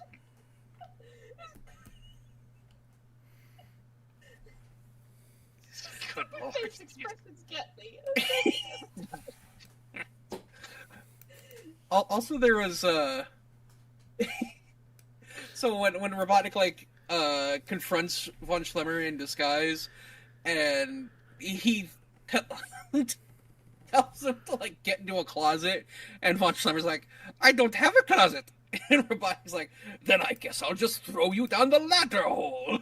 And Von Schlemmer's like, "Oh, you mean this closet?" And I'm surprised Robotnik actually locked him in the closet instead of being like, I like my second idea better.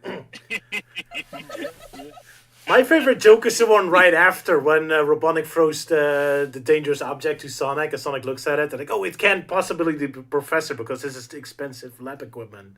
Not because he's trying to kill him, but Slap always tries to kill me. But not with this. Surprised that Robotnik was even able to hear Sonic calling because it was all the way up there. Way up there, yeah. Yeah.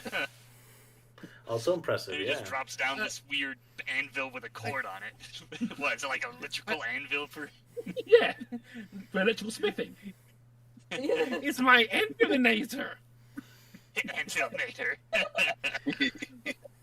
I also love the design of the evil robot because it looks like the Death Egg robot, but on a really low budget. Indeed, it does. But yeah, the whole dropping the anvil thing on him, you joke that like Sonic, what gave it away was that it was expensive equipment, not the fact that Sonic almost got killed. I don't know. Professor Von Schlemmer just throwing a random object out the window seems totally in character. That is true. That's what makes it funny. As long as it wasn't expensive, nothing was suspicious. Good to know. Also, when like Robotnik and Tails are building this machine, Tails says something that pisses Robotnik off. He calls him like slow, and so Robotnik decides to test the grabbing mechanism of the machine, and it just grabs Tails. And then the next scene, Tails is just free. I just need to let out his angst on Tails for a bit. Yeah. And Tails not even suspicious. He's just like angrily, I'm going to test the grabbing machine. And it grabs him, and he's like, alright, it worked, so you can go. When Robotnik puts on his jetpack, I'm immediately reminded of that scene from Sonic Lost World in Minutes, where it's like, oh no, I picked up my fart patty instead. I love that parody. I mean, it fits given the surreal nature of this episode. Pretty much, yeah. And Robotnik turns purple in anger. Yeah. Never gets so pissed. Well, at least the colours come back to his cheeks, even though technically they should not be bright purple.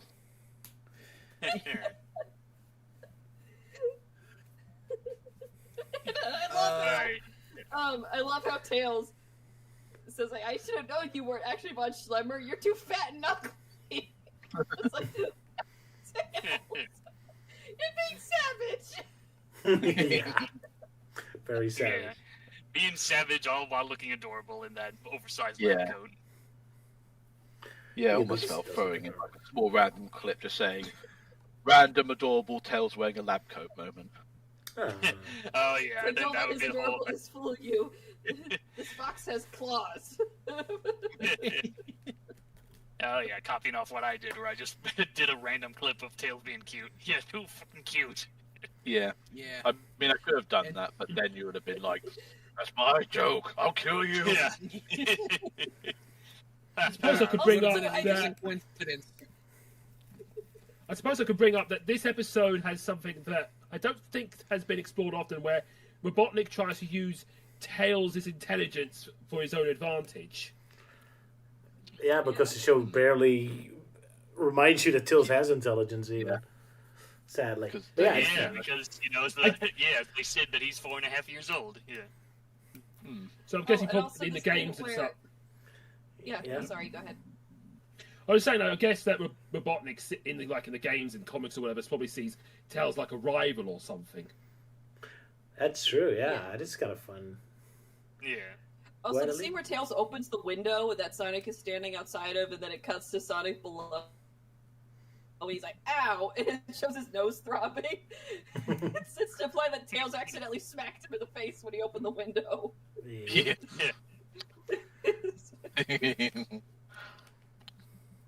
Poor Sonic. It's his own fault why you knocked on the door and I sat right in front of it.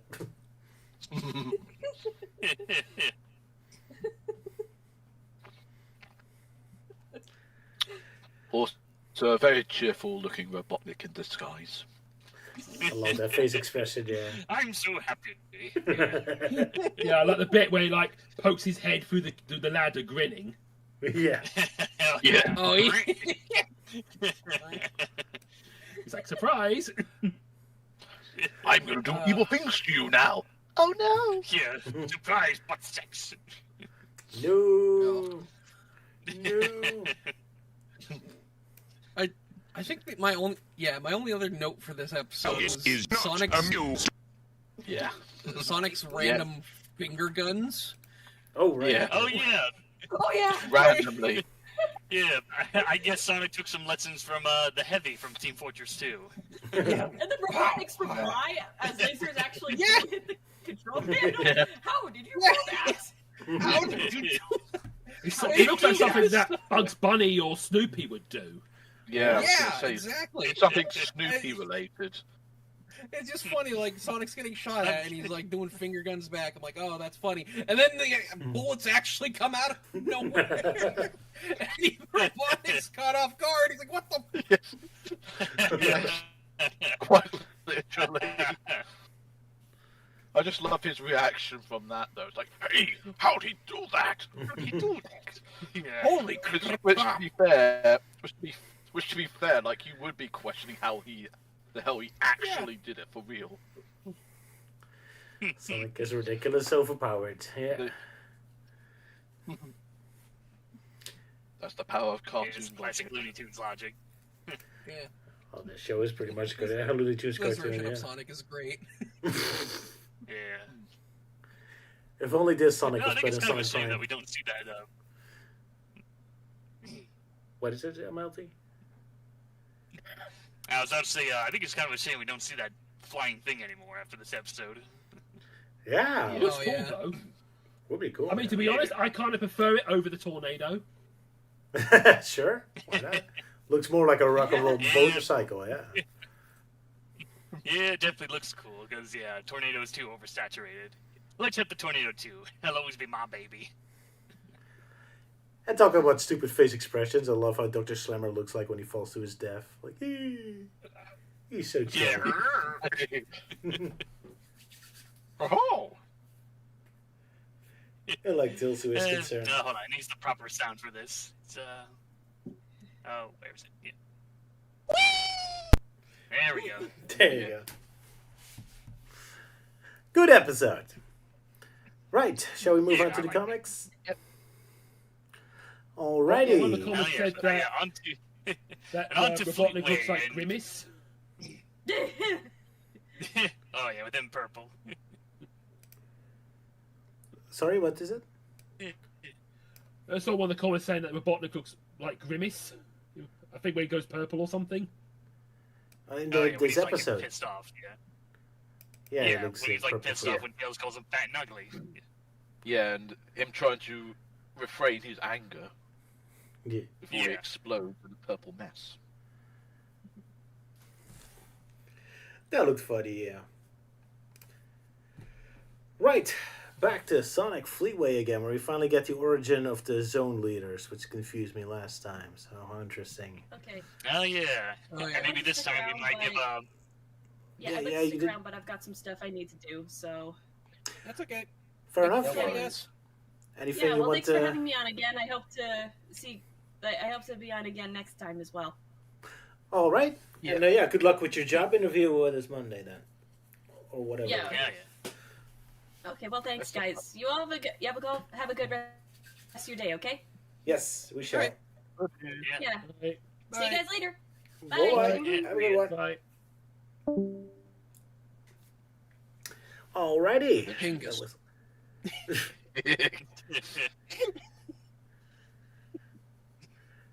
Yeah, so this is going to be awkward talking about a whole political theme, Sonic. And these political sensitive times these days. Yeah. Well, maybe we should start off with a quick recap because, yeah, last time Rhino was complaining that we didn't provide a recap since it'd been so long since we covered Fleetway Sonic. All right. You know, the story so far kind of deal. Yeah, well, go ahead if you want to do it then, I guess. Like, I'm not sure what it was. What do you mean me? I only suggested it. Well, I think you should have more knowledge about it than me. Yeah, I mean, I figured Euan is because he's the Fleetway guy. Fair enough. Well, okay, so all we need to know is that Robotnik was defeated, I guess, and now they're rebuilding the planet again. That's all. The right? Robotnik was overthrown, like basically, Supersonic got free. He basically caused a massive electromagnetic pulse above the planet Mobius, resulting in all electrical devices shutting down, including the robots. So Supersonic was split away from Sonic. Zone.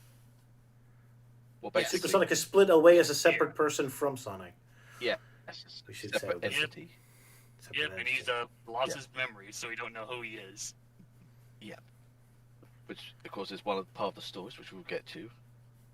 And basically, Robotnik's been overthrown, and they were going to throw him in jail, but then he got rescued by Grimer, who was using a steam-powered robot that wasn't infected, and Sonic went into, like, Fortress Robotnik, or Citadel Robotnik, to help overload the backup generator, causing a massive explosion, thus marking the end of Robotnik's reign, and everyone celebrates. But Robotnik still lives, and he's like vows revengeance on the whole Gonna see planet. him for a while. Vengeance. Yeah, Yes. so currently he's in hiding for a while. I know. I just keep on saying with vengeance, just because I keep on like thinking of when Some Call Me Johnny was jokingly keeps on saying it, just because he's referencing Metal Gear Solid Revengeance. Oh yeah, revengeance.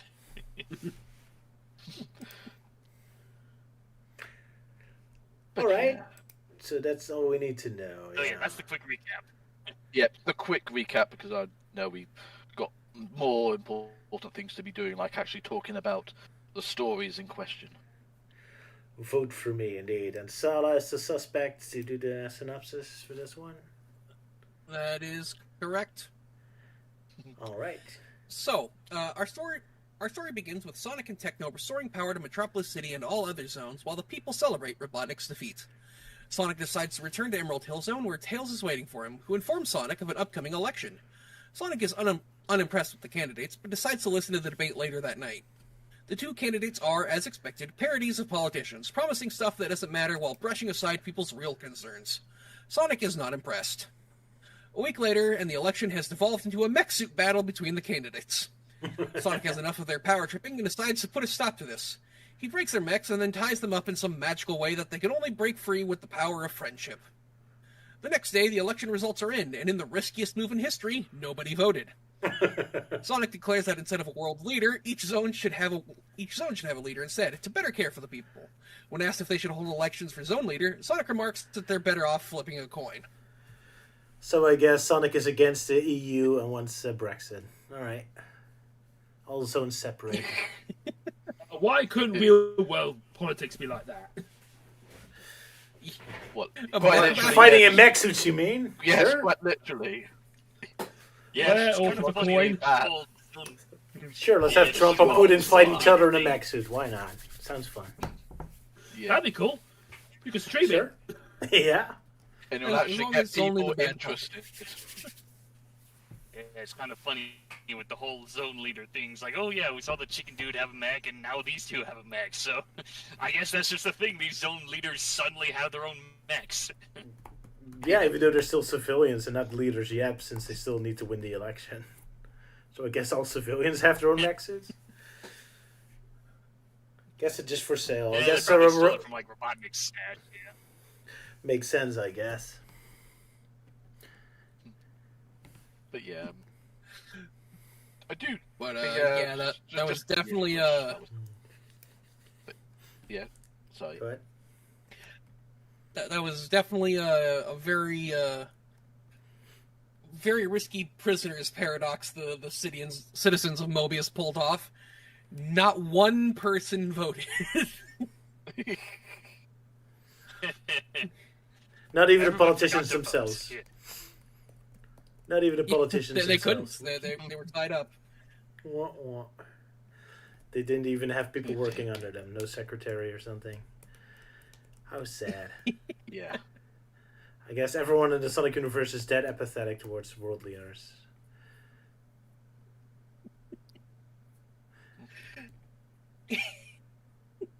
It's Poor.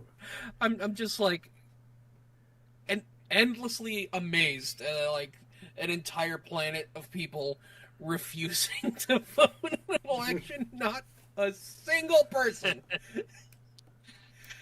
One person could have voted and thrown the whole world into chaos. I guess they were that bad at discussing, I guess. Yep. Yeah, now I'm just imagining that one gag from The Simpsons. Yeah, can you imagine a world without lawyers? Yay!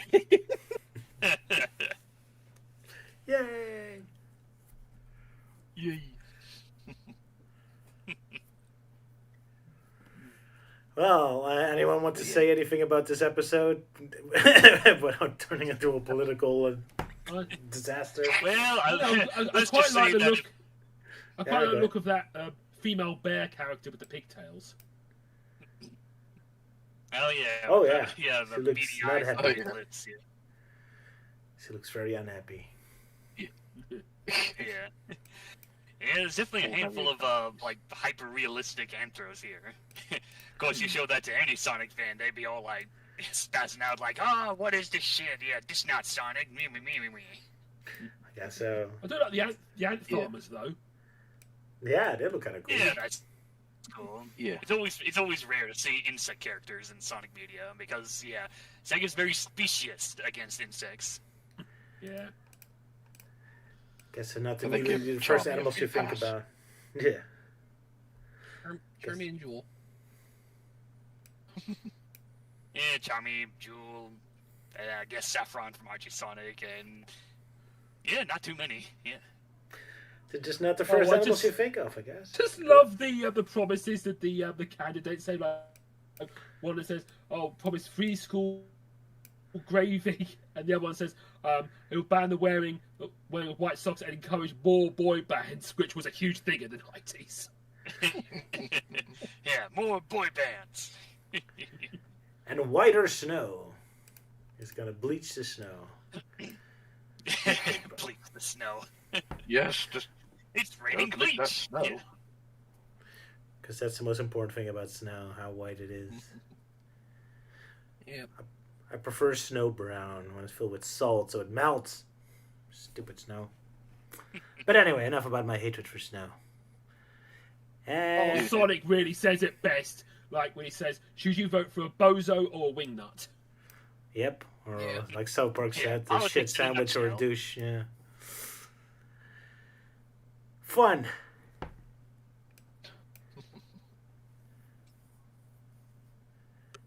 But yeah. Yeah, if only the strategy of not voting actually worked. Nope. There's always gonna be someone.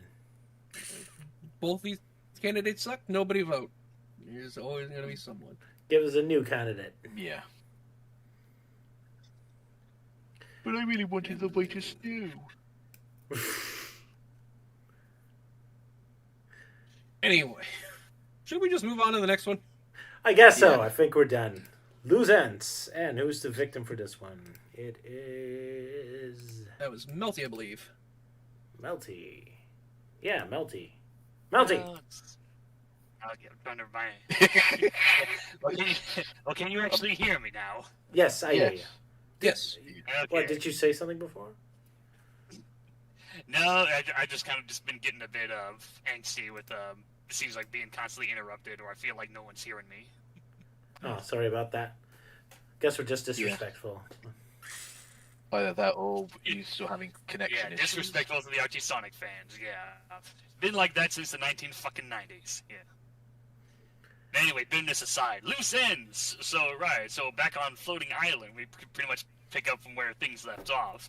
Where Dr. Zachary's been defeated. The robots are kind of down-powered right now, and Knuckles is overlooking the damage. And he looks over where Dr. Zachary fell. It turns out, oh no, the Mad Doctor has escaped. And no big deal, we don't see him anymore. So while that's going on, the civilians are kind of like, oh, it's been nice, Knuckles, but we're getting tired. We want to go back to our own home. So while that's going on, the robots suddenly come on, and it's being like, oh no, they're working for Dr. Zachary, kill them. And so yeah, a quick battle ensues, but Knuckles quickly stops it and tells them that they're no longer, with Zachary gone, they're no longer under his control, and they're just protecting the island, you know, just like how they were designed for. So Knuckles tells him, like, okay, I'll try and bring the island, like, down lower so you guys can go back to your original home worlds. And then, you know, he tells, like, oh, Porker, I'll need your help on this. And then he takes him off to the Master Emerald Chamber, where Knuckles says, like, well, hey, you know, with Robotnik gone, I feel like, you know, things are gonna get better. We're going into a great new age. Yeah. And that's where everything goes wrong. Dun, dun, dun. But yeah, short little world building episode. I love the colors in this one. Really nice painting. Yeah. I think the part that stands out for me is that little side thing with the 5... 1, 2, 3, 4...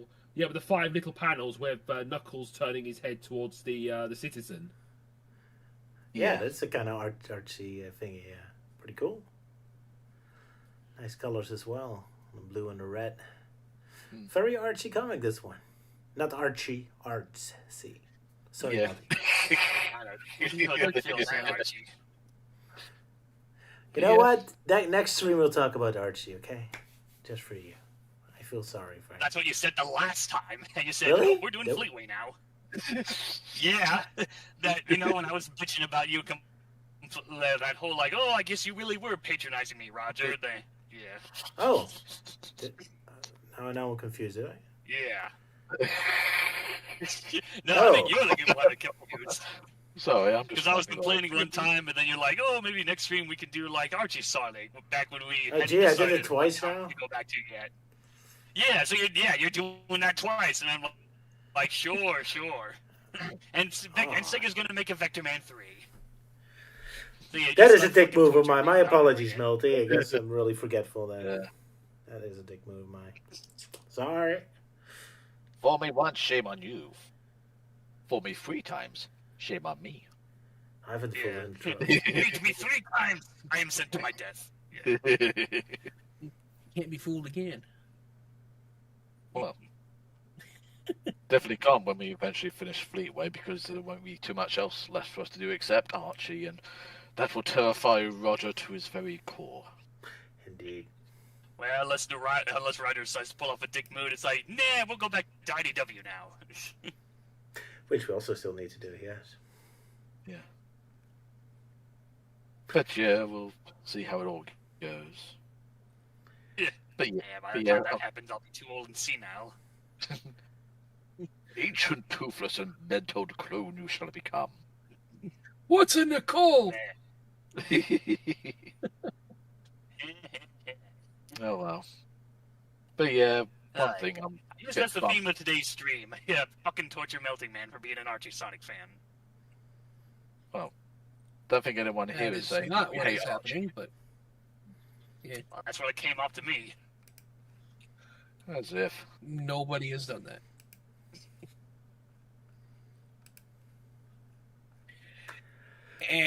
Anyway. Sorry you feel that way. Yeah. I'll try to make it up for you next time. I'm sorry. But yeah, back to this comic. Yeah, not much to say about it. Just a little world building, I suppose. Nice art, though. Yeah. Yeah, unfortunate, though, in some ways, and somewhat of a mild spoiler, I guess. This is the last time we ever hear of Dr. Zachary. Oh, really? He's really out of it? Yeah. Yeah, that is. Yeah, which I think. Euan should give us a quick refresher on why we don't see Zachary anymore. Well, the simple answer is the writers completely forgot about him after that. So basically, he's been loitering around the island for ages, just waiting to strike back, but the writers just can't give him anything to do. So he's just literally just sitting in a hole, just waiting. He just died of a heart attack off screen. Yeah. At least they brought him back inside the comic online. Indeed, Yeah. defend sequel. Yeah, I imagine he did that. But yeah, I imagine he's just on Angel Island somewhere. It's like, oh, I'm still here. But yeah, imagine It reminds me of that that meme that's like gonna prank my dad when he comes home, as standing in front of the front door with like a handful of shaving cream, and it's just like day 1, day 2, day 837. It's just Dr. Zachary. I'm gonna take over Angel Island when Knuckles isn't looking.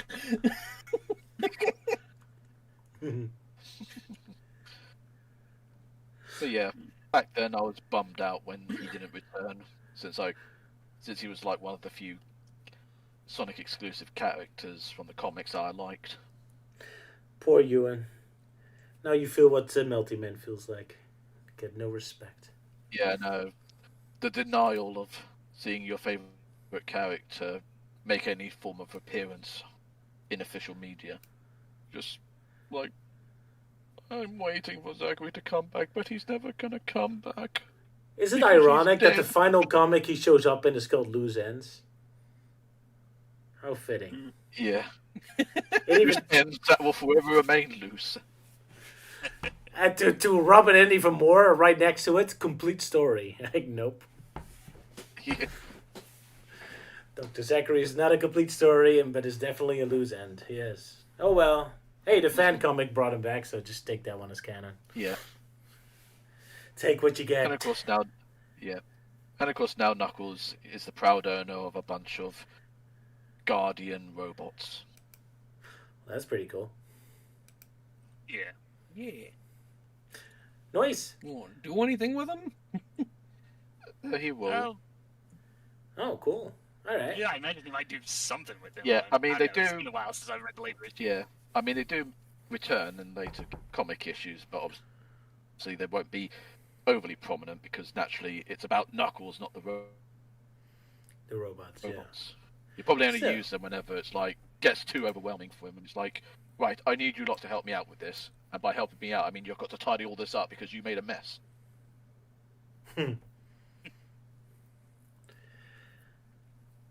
His nice house cleaning robots. Wish I had some. Oh well. Right, shall we move on to the next one? Yep, this being for issue 102. What a bunch of fitting comics. First we have one about politics, and now we have one about snow. I really feel like these represent 2026 so far for me.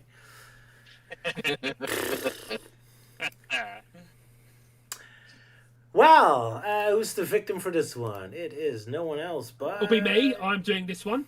Sir Luke. Very well. Sir Luke, you have the stage. Thank you. Unnatural disasters. We start off with Sonic in a snowstorm as freak weather conditions are happening all over Mobius. He is helping two pig characters with one resembling Link Hogthrob to get back home. They slip in the snow with the pigs enjoying themselves in a snowball. They crash back at their mum's place as Sonic rushes off to help somebody else. But everything starts to get wet and slippery. The weather starts to get warmer and everything starts to melt. Sonic tries to warn the townsfolk to get to the high ground, and suddenly a flash flood appears caused by the melted snow. Sonic and the surviving townsfolk get on a boat, and Sonic wants to get to the bottom of what's going on. Resident nerd Norris Wimple believes, according to his magazine, that it's the curse of Dr. Robotnik out for revenge, and that the end is nigh. One of the townsfolk turns on his portable TV as Windy Wallace is on, who is a female weather gerbil and is known for giving out the most accurate weather reports, unlike Michael Fish. Windy says that freezing weather conditions, hailstorms, and a heat wave will appear tomorrow.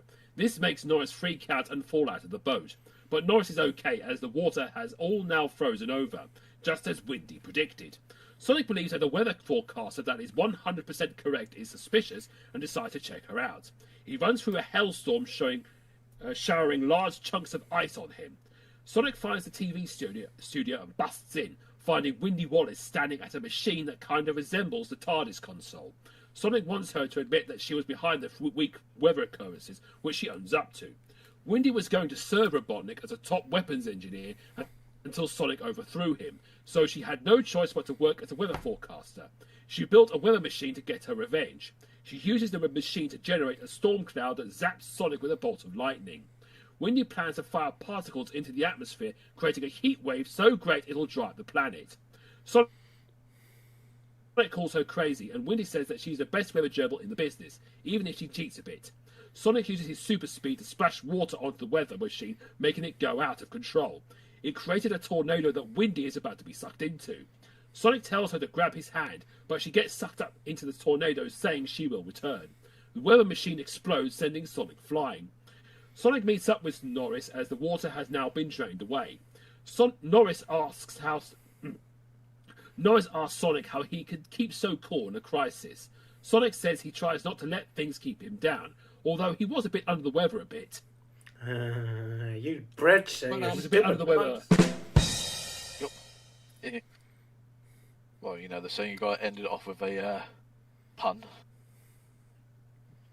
Thanks, Euan. Sorry, did we ruin your final joke, Luke? I think, I meant to say, although he was a bit under the weather earlier. I said it was under a bit under the weather a bit. All right. Yeah. Thank you, Luke. Applause. Another, what? Hold on a second. Applause.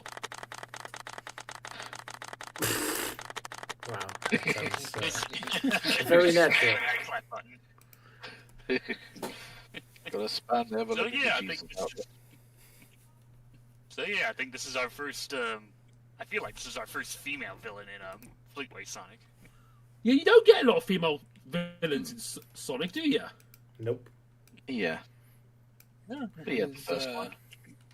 We got like Surge, and we got the hamster from Archie. Queen. Marina. Shit, no, that's not a hamster. That's Thunderbolt the Chinchilla. Oh, Xena from the Zeddy Wave, I guess. Wave, I guess. Yeah. Yeah, we don't count Xena. Poor Xena. But yeah, now we have an evil weather lady. Who's so evil they can actually predict the weather correctly. Gerbil. Yeah, Gerbil. Well, I said weather lady. No, I didn't talk about her species. Yeah. No, because weather gerbil. All right. One character called her the weather gerbil. Yeah. All right, fair enough. Yeah. So she's a parody of a British. So she's a parody of a British celebrity or something. Because they always Last time I checked, yeah. All right.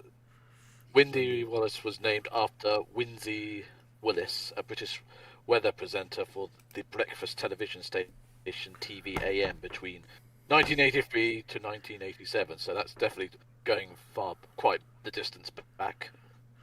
So you never saw her reports. So you didn't get any joy out of seeing her sucked into a tornado. Nah. Because even though I was born in '86, I don't remember anything from the '80s at all. Fair enough. Yeah, I remember my mum telling me about the storm of '87 with the weather forecaster Michael Fish saying, "Oh, I had a call from someone saying there's going to be a tornado warning for hurricane warning." Says no, there's nothing to worry about. It's all going to be fine, and it ended up being one of the worst hurricanes in Britain ever in the time. Yeah. Ouch. That is embarrassing. Awkward. Hence this comic. All right. But yeah, we do, of course, get two characters that, of course, will be returning. Obviously, Windy Wallace, as well as Norris Wimple, the nerd that believed that all this weather was caused by the curse of Robotnik. Oh yeah, I think I think Luke mentioned him in that one April Fool's video we did. Yes. All right, cool. So yeah, new main characters will return soon. An interesting thing about this is so Wendy just decides to become a weather girl because she can't be a weapon manufacturer for Robotnik, and she's prides herself on accurately predicting the weather because she's controlling the weather, but she wouldn't have caused a problem if she had just made normal weather. Yeah, that's true. She's just making these extremes of cold and hot, and that is what draws Sonic to her.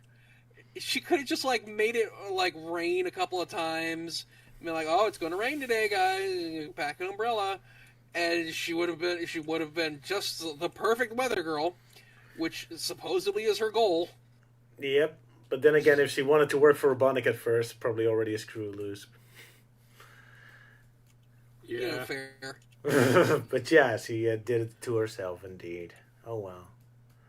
Yeah, I also like her console, which does resemble the TARDIS console. Yeah, it does. Oh, that's to be expected. to be expected from British comic flowing artists. around in there. Oh yeah, that's his little tubes, his science tubes. So that's cool. I didn't even notice. Fun details. Guess that's weather. And also, I also remember portable TVs being a thing at the time. Must have been huge then. Yeah. Oh yeah. Yeah, way before we had cell phones and whatnot. And to think that the Sega Game Gear, of course, had its own built-in sort of, well, not literally built-in, but an accessory that you attach to your Game Gear to get TV signals so you can watch TV on your portable device. Oh yeah. Game Gear really was impressive. Yeah, it was. If only it was more battery efficient. Yeah. Oh well, Yeah. how tragic. It was good at everything except being a good handheld. A useful handheld. I do like the moment after the weather machine blows up and Sonic gets like blasted out of the room and he still has time to make a quip. Sonic is very aloof about everything, yeah. Just mildly bothered by being blasted back by an explosion. Well, cool. People don't look at explosions. Yeah, meanwhile, Sonic just goes... Yeah. Exactly. Would have been funny if he actually had his arms crossed and just him looking a bit sort of like, not really moody, but just his usual sort of a little self, annoyed, as he's yeah. just like, bang goes her weather machine, and so am I. I'm waiting for me to land to the ground. And also very chill about watching the lady die, as far as he know, being sucked into the tornado. Just one moment she's trying to save her, the next moment's like, well, you're fucked, bye. That goes fast. Yeah, so long, bitch. Yeah. Yeah. Grab my hand. Oh, you're dead. Okay, never mind. Bye, bitch. Sonic. Switching very quickly. But yeah, that's Fleetway Sonic for you, I guess. Yeah, this is part of why it's great to get back into Fleetway. It's just like this asshole Sonic. Can't even be bothered for a big oof. He's not even oof. He's just like, yeah, you're dead. Bye.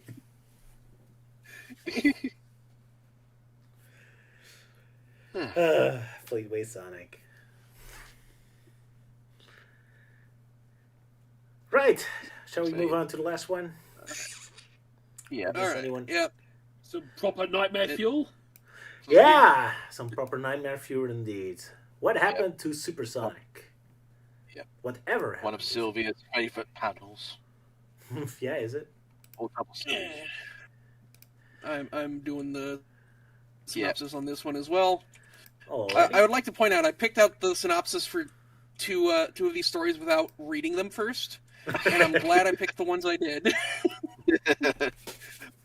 So, anyways, our story begins with Jesus Christ! What in the fuck is that?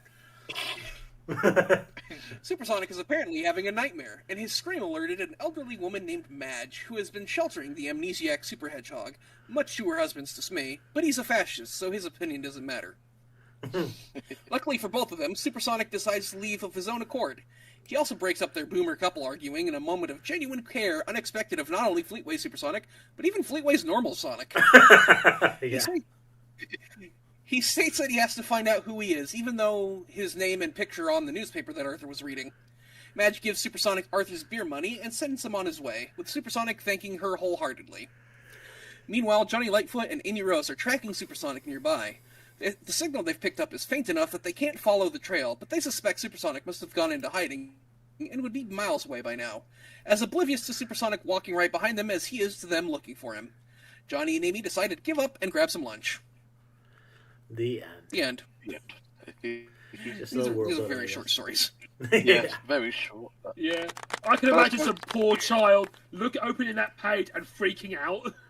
Yeah. Yeah. Can imagine Nigel Kitching was having fun drawing that. It's like a Rob Zombie artwork piece. That's probably why we British people probably wheel in terror when someone mentions Supersonic. Oh man, And if you also play like Sonic the- Frontiers, the Supersonic segments are But I also like the last one where he's actually happy, but still has the creepy psycho eyes, which also has a funny juxtaposition like that. A happy Supersonic is creepy on its own. It's cool. This was our Sonic EXE at the time. Yeah. I don't know why Fleetway decided to make Supersonic evil, but it's cool seeing this side of him. he's just completely lost his memory, and he's chilled the fuck out. He's like, oh man. Yeah.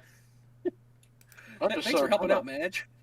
The evil Sonic is better than the regular Sonic. Nicer, like you said. What a wonderful irony. But man, the artwork is certainly British, yeah. Especially the old couple. Yeah. And especially since Nigel is the one that usually just keeps drawing all the, well, not all, but most of the Decap Attack comics. Obviously, he's got his fair share of drawing, like, horrific-looking things. Yeah. Yes. He definitely put that to good use. I also made a meme based on that with like normal Supersonic is that how the British should see themselves in the history books, and Fleetway Supersonic is how other countries in history see the British. Yeah. Don't want to know Pretty how sure that's India true for a lot of countries except for Germany. Yeah. Germany, the only one who are Germany's just like, self-aware now. Yeah. They're like, yeah, we fucked up. And everyone else thinks they smell of roses. Oh well. Yep. But yeah.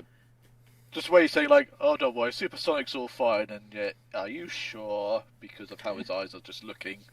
Literally just like very tiny pupils. And the multiple rings. It's just like... Yeah. It's so jarring. These like, this third page where he's just like... He looks so psychotic, and he's saying things like, "Oh, please don't argue." No, I don't want to cause you guys any trouble.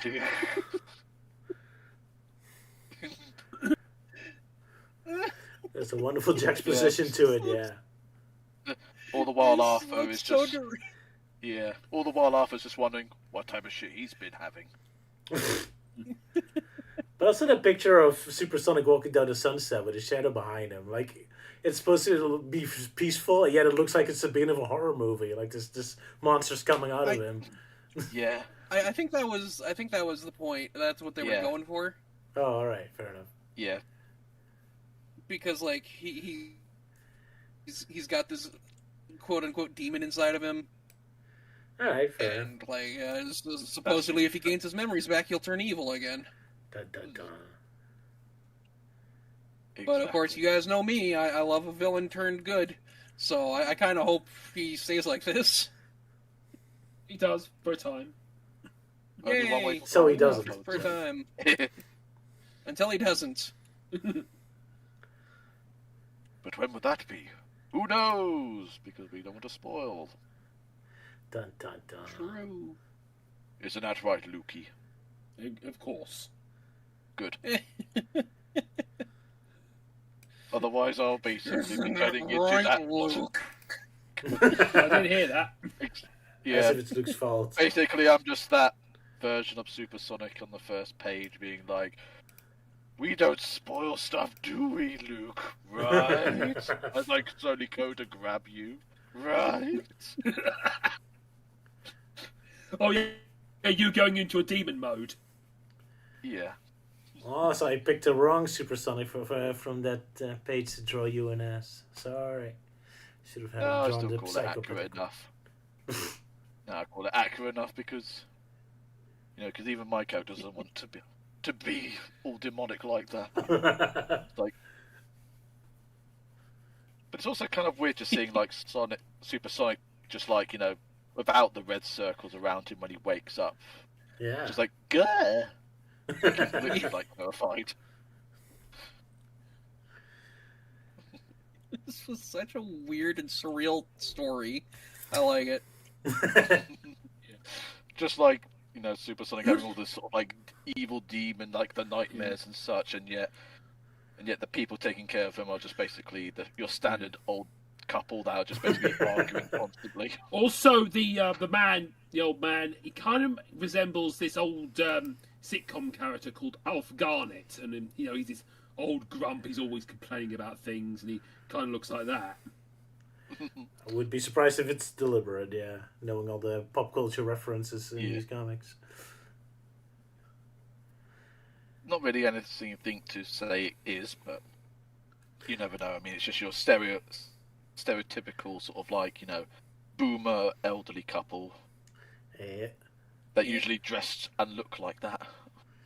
Pretty much. The kind to share I hate my wife memes on Facebook. It is kind of interesting. There are only few people who don't know who Supersonic is. Even though he's literally reading the newspaper talking about it. Yeah. Yeah. Which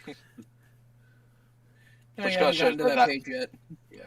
No, I think it just shows that sort of old couple that just like reads stuff, but yet they never always keep ignoring like the most important stuff. Because like, I really don't want to read this sort of like bad news. I want to go check what else is in like the funnies section. Yeah, because you can't say he didn't get to that page yet because it's literally the first page. It's the front page. Yeah. It's a Super Yeah, Sonic it's fair Boy. enough, yeah. So you must have skipped it.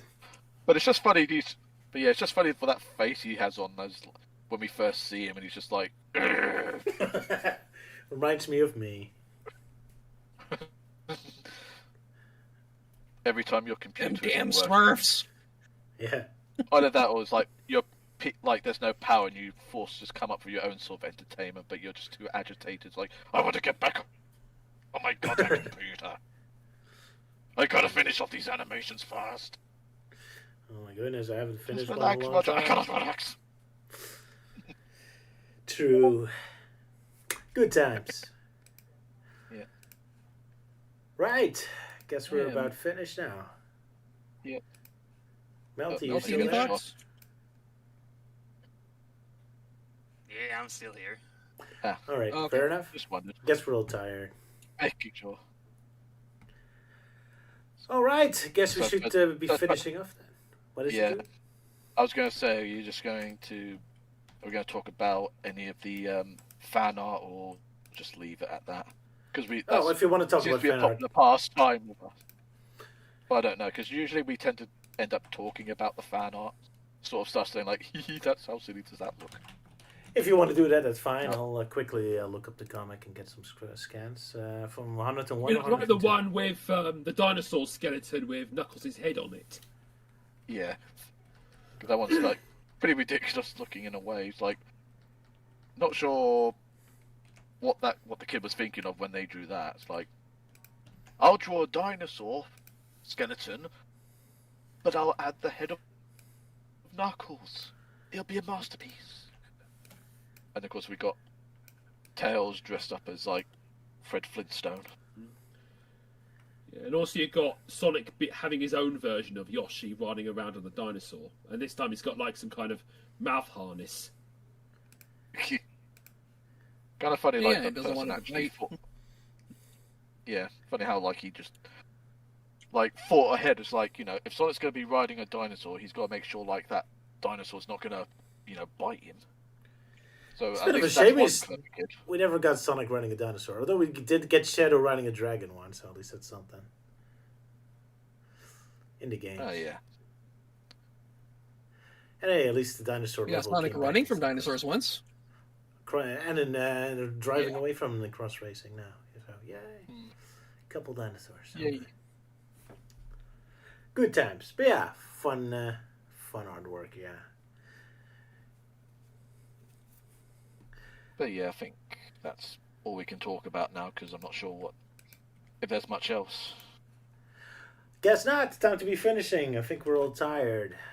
Before we go, I do want to promote something. Like, for the last couple of months, to celebrate the 40th anniversary of Super Mario Brothers, I made a video which I managed to finish before Christmas, where I talk about my personal history of Mario, like how I grew up with him, and the cartoons and the movies I watched, and my personal opinions and all the platformers I played over the years, which is on my YouTube channel. So if you've got time, feel free to check it out because I have been trying to post it in anywhere I can. There you go. My History with Mario Platformers by Luke the Fox, so you can get to hear all about it. Yep. Poor Luke, such a big Nintendo fan, and then you stuck talking about Sega thanks to me all the time.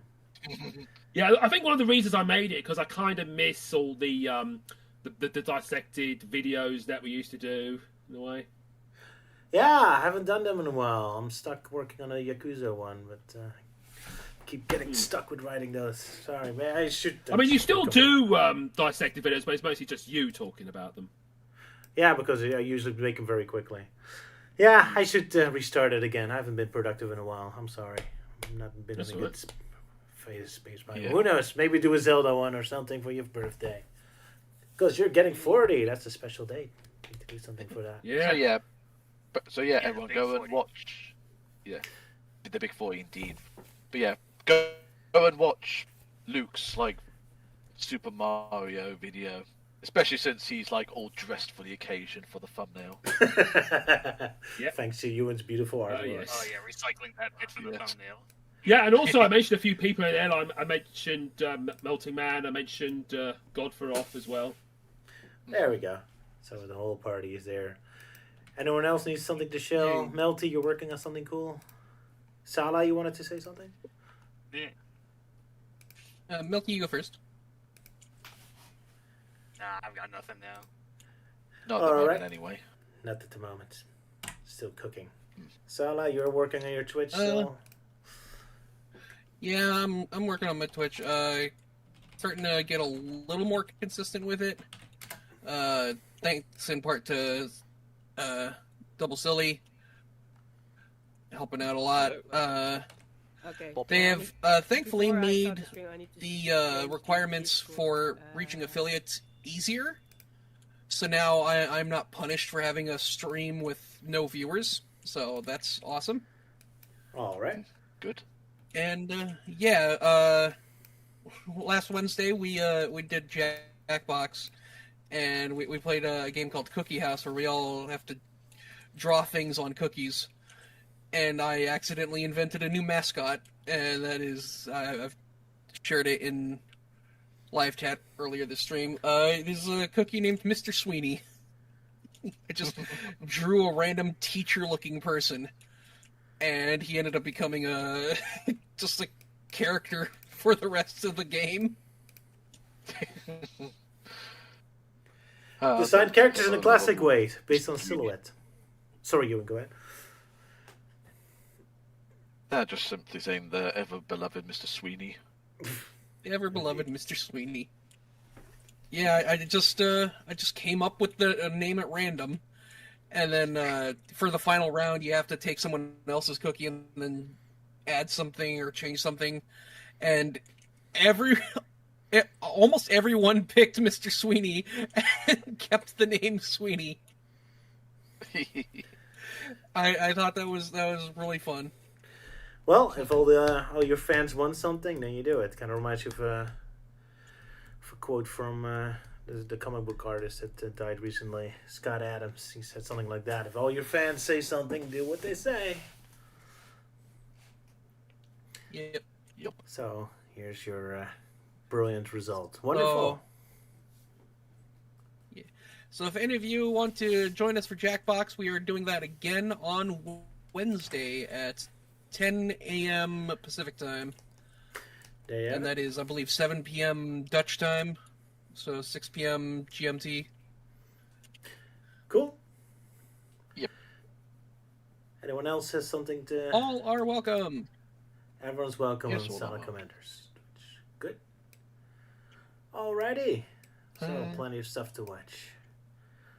While I'm so unproductive. Very well.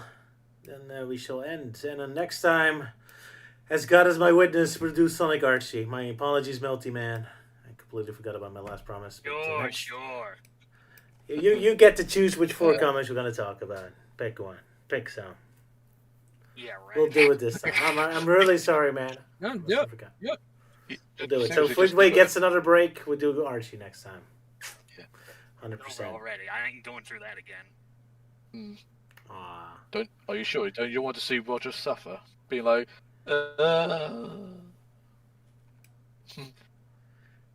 Nope. I really hurt him. I'm so Oh, sorry, Melty. That was my intention. Oh well. Well, to not end on a too sour note, see you then. Yeah. See you then. Cheerio. Bye. Bye, I guess. Very well.